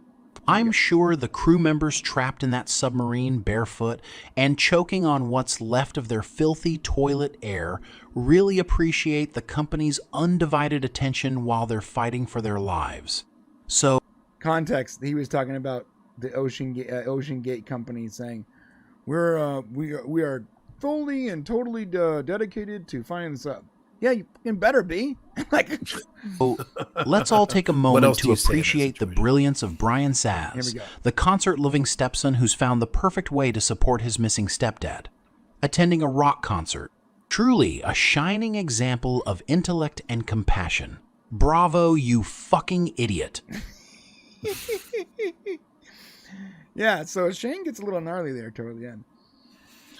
You go, Shane. You go. You go, man. Okay. So yeah, that's it. That's the story. Looks like they didn't make it and imploded. So this is gonna go away pretty quick. But the people involved, the millionaires and billionaires that took money from people, that created like this situation that trapped people at the bottom of the ocean, that killed people. They need to be held responsible. Now, there's a reason why, and I'm not a big government regulation guy. I think the government should be involved in most things. But when it comes to murdering someone, the government should get involved. Murdering someone. And I believe that, or negligent death. But yeah, that's negligent death is a form of manslaughter, right? Manslaughter 3, I believe, if I'm correct. It's not murder, though. All right, so manslaughter. If someone dies because you knowingly and were negligent, you need to be held responsible. Yes, allegedly. And I'm not saying Ocean needs to get involved. I'm saying the government, the criminal system, should get involved and consider that if him and his company were knowingly negligent, then they committed 5 acts of manslaughter. You know, it did happen in open waters. That's going to make it complicated. Yeah, nobody's in charge out there. No one's in charge, right? That's why all the cruise ships leave dock. They go out like a few miles to open international waters, and they 50 miles. 50 miles, and they open the casino immediately. That's it, baby. That's it. All right. Well, I don't know. What do you guys think? I don't know. All I know is it's sad, and more information to come, I'm sure. Wait, the CEO of OceanGate was on the sub? What? No. What? See, this is why we need to know more information. Oh my God, I didn't know that. What? Who was making all these statements then? It was the company? It's like, that guy is in trouble. Oh, I did not know that. Wow, that guy really put his money where his mouth was. Yeah, that changes all your perspective, doesn't it? Yeah, okay. Let me modify my statement. I appreciate the information. Yep. First off, the late OceanGate CEO Stockton Rush. So he got into that death machine? He went. He believed in it, bro. Who lied to this man? I'm all in on people who are all in. Oh, no.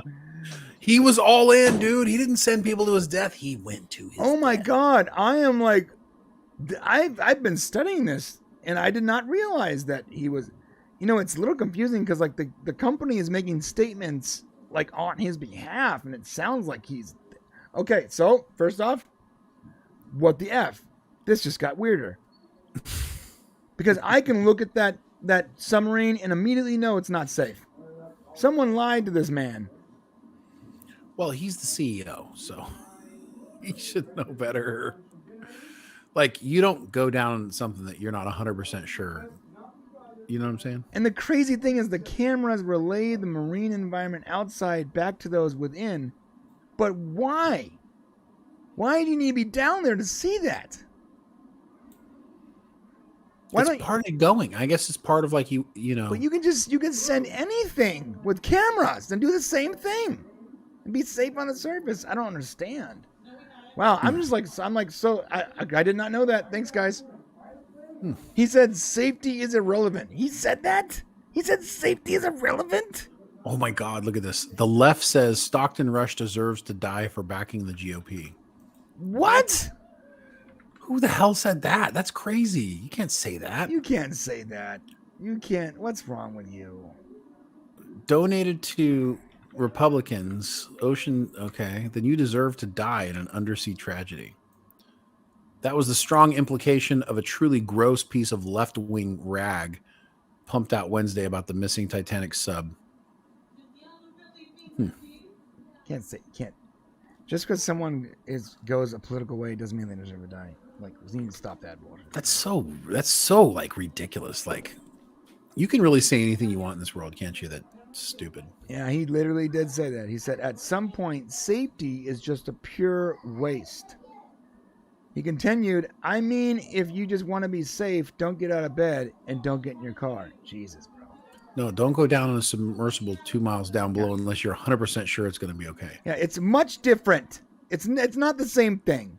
Me getting in my car is not the same as me getting in a wanky submarine and going 2 miles underground. It's not the same thing. Oh my God! Look at this. Lefty MSNBC legal commentator Ellie Mistel tweeted of the affair. Next time some rich white person wants to take Sam Alito on an expensive trip, please take him to see the Titanic. Oh, that's fucked up. I don't know how. Why is it that people you can tweet anything specifically celebrity? Now I'm not talking about regular people, but like these celebrities and the commentaries and like professionals in the media space, they can get away with anything on that side. On the other side, you couldn't get away with saying like, next time you want to take the president of Ukraine down there, like you couldn't say that, and like people would lambast you at best. At worst, you'd be banned. These people can say horrible, disgusting things, and like no one calls them on it.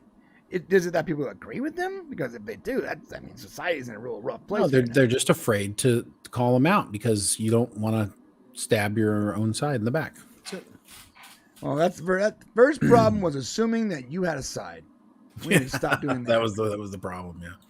Stop assuming that there are sides. All right. Yeah. The future. He said, and he also said, the future of mankind is underwater. It's not on Mars. We will have a base underwater. He's right. Aliens are down there. If we trash this planet, the best lifeboat for mankind is underwater. Aliens are down there. They got bases. I know, but like the commercial sub industry is obscenely safe. He told the Smithsonian. Oh my God. I think we need to move on. All right. Moving on. They called him NASA meets MacGyver. Oh God. This whole story is horrible. All right. Yeah. Yeah. So their safety inspector was Homer Simpson.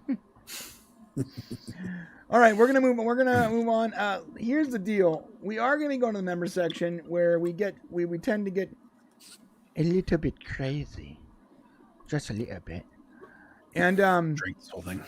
We're gonna be a little more fun and free, and we're gonna talk to you guys. We're gonna chat with you guys and just go a little ham. If you want to be a member, it's pretty easy. You click on the join button below. If you're already a member of either this channel or Prime, then either way, we're going there.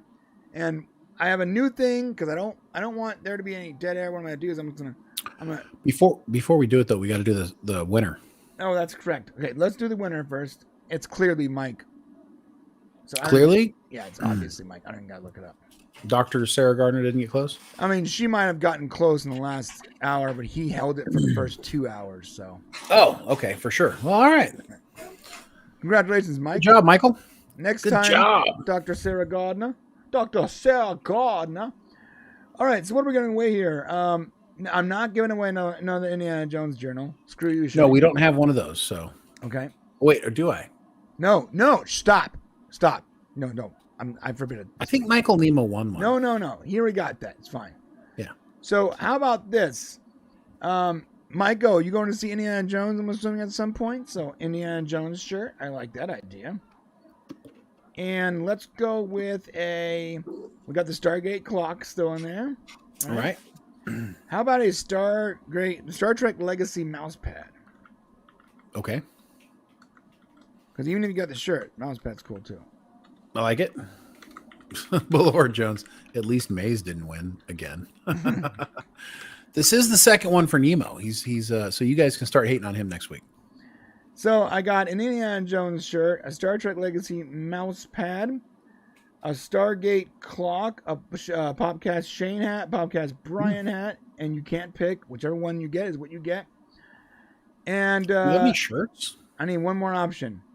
Do a shirt. Indiana Jones shirt. But what else? One more shirt.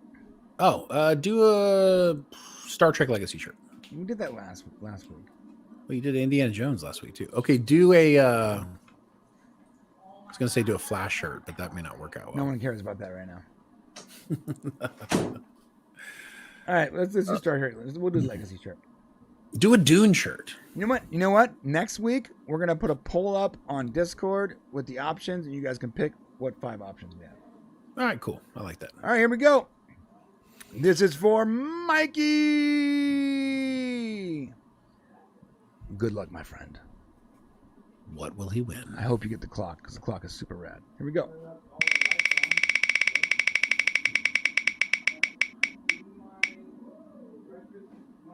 What the actual F? It's blue. It's right in between both the hats. Doesn't it say blue? It's on the blue side. I can't tell. Maybe? I think it might be on the Brian Popcast hat. I think it might be on that side. Okay. It's so you put so both of our close, different hats though. up. Okay, cool. All right. Well, it was cool. I would have, like, if I were you, I would have been like, yeah, it's definitely my hat. No, but from my perspective, I'm sorry, I'm honest, Shane. It's right on the line for me. It's not. I think it is too. Spin it again. I'm gonna spin it again. All right. I think you're right. I was looking at it going, I don't know. Indiana Jones shirt. Woo! Right. Indiana Jones shirt for Michael Nemo. Boulevard Jones. He wins both.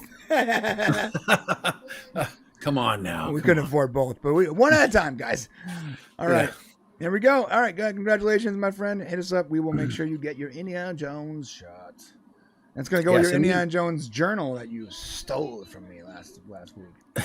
And also, just remember, in the member section, once a month, we also do give away member prizes. So if you're a member, hold on for that as well. Yes. So we are going to member section. I'm trying something new today. Okay. I want to make sure everyone is aware of where we went. So instead of just abruptly ending, there's going to be a brief period of time where we're setting up the member stream, probably about a minute or two. And in that time, you're going to see something on the screen that hopefully interests you. And so give us a minute and we'll be in the member section. Shane, you got something to say before we hit that button? I love you guys. I appreciate you. Come back and see us. I'm not certain if there's going to be a Palantir tomorrow. If there's a good topic, this is kind of what it's going to be. If there's a good topic, I'm going to do it. If there's not, then and right now I'm not sure there's anything good to talk about. If I get a chance to see Asteroid City, and it's good, then maybe we'll talk about that. But so stand by. Otherwise, you got Brian Saturday on the Salty Nerd. Are you doing popcorn? I'm not going to be on the Salty Nerd Saturday. I'm going to be gone. Oh, never mind. So don't. I will, however, be doing PPH, and I'm going to do it. I'm going to do it from Yosemite. Whoa, really? Yep. There's no internet up there, really. There is. There is actually internet. Our pops made sure of it last time. Last time I tried doing it, it was too slow. I will be doing the Popcorn Power Hour from Yosemite, and I can't wait because it's going to get me away from my kids and wife for about a couple hours. So. So that's the reason why, because he'd rather hang out with you guys. It might be a really bad show, but at least I won't have to be in the house. Right. And I believe Monday we've got Rod Roddenberry himself coming on our show for Raw Rant. Oh, this Monday? I believe so. sure? So make sure you guys, I think so. Let me double check here. Make sure. Because I'm pretty sure. Yeah, we got a little bit of Stargate news. We'll talk about in the member section. Nothing huge. We do? There's like an official Amazon Stargate channel. Free channel. I actually, you know what, guys? I will be doing a show on Saturday, but I'm going to be doing it on Saturday on Sci-Fanatics show. So if you watch that Australian guy doing his Sci-Fanatic Star Trek stuff, we're going to be talking Strange New Worlds on his show on Saturday, and I'll be sending that link out for people if they want to see it. Yeah. So what you guys know, when we schedule Raw Rant, we'll let you guys know. Okay, it is, yes, June 26th. Roddenberry. So I'm going to try to be back for that. If I don't make it back, then Shane will be doing that without me, which is a bummer. I'm actually angry about it now because he's like the one person aside from maybe Jake McDormand that I really want to speak to. Oh, well, I don't know if, because we can't reschedule him. Right. So wow, I might be getting back literally as it starts, which means I'll be able to have to ENG for you. Okay, well, we'll see what happens. But that's the plan right now. Rod Roddenberry on Monday on the Raw Rant show. And I think Robert Meyer Burnett will be there with me as well if you're not. So that's good. And probably Matt. Yeah. I mean, I'm going to be driving back that morning, so I probably will get here just in time to ENG. We'll see. Okay. Okay. That would be good because I don't know if I can do both. But we'll see what happens. All right. All right, guys. All right, we're going to member section, and hopefully this works. Love you guys. See you next week. Oh, did that work? I think it did. Let's see.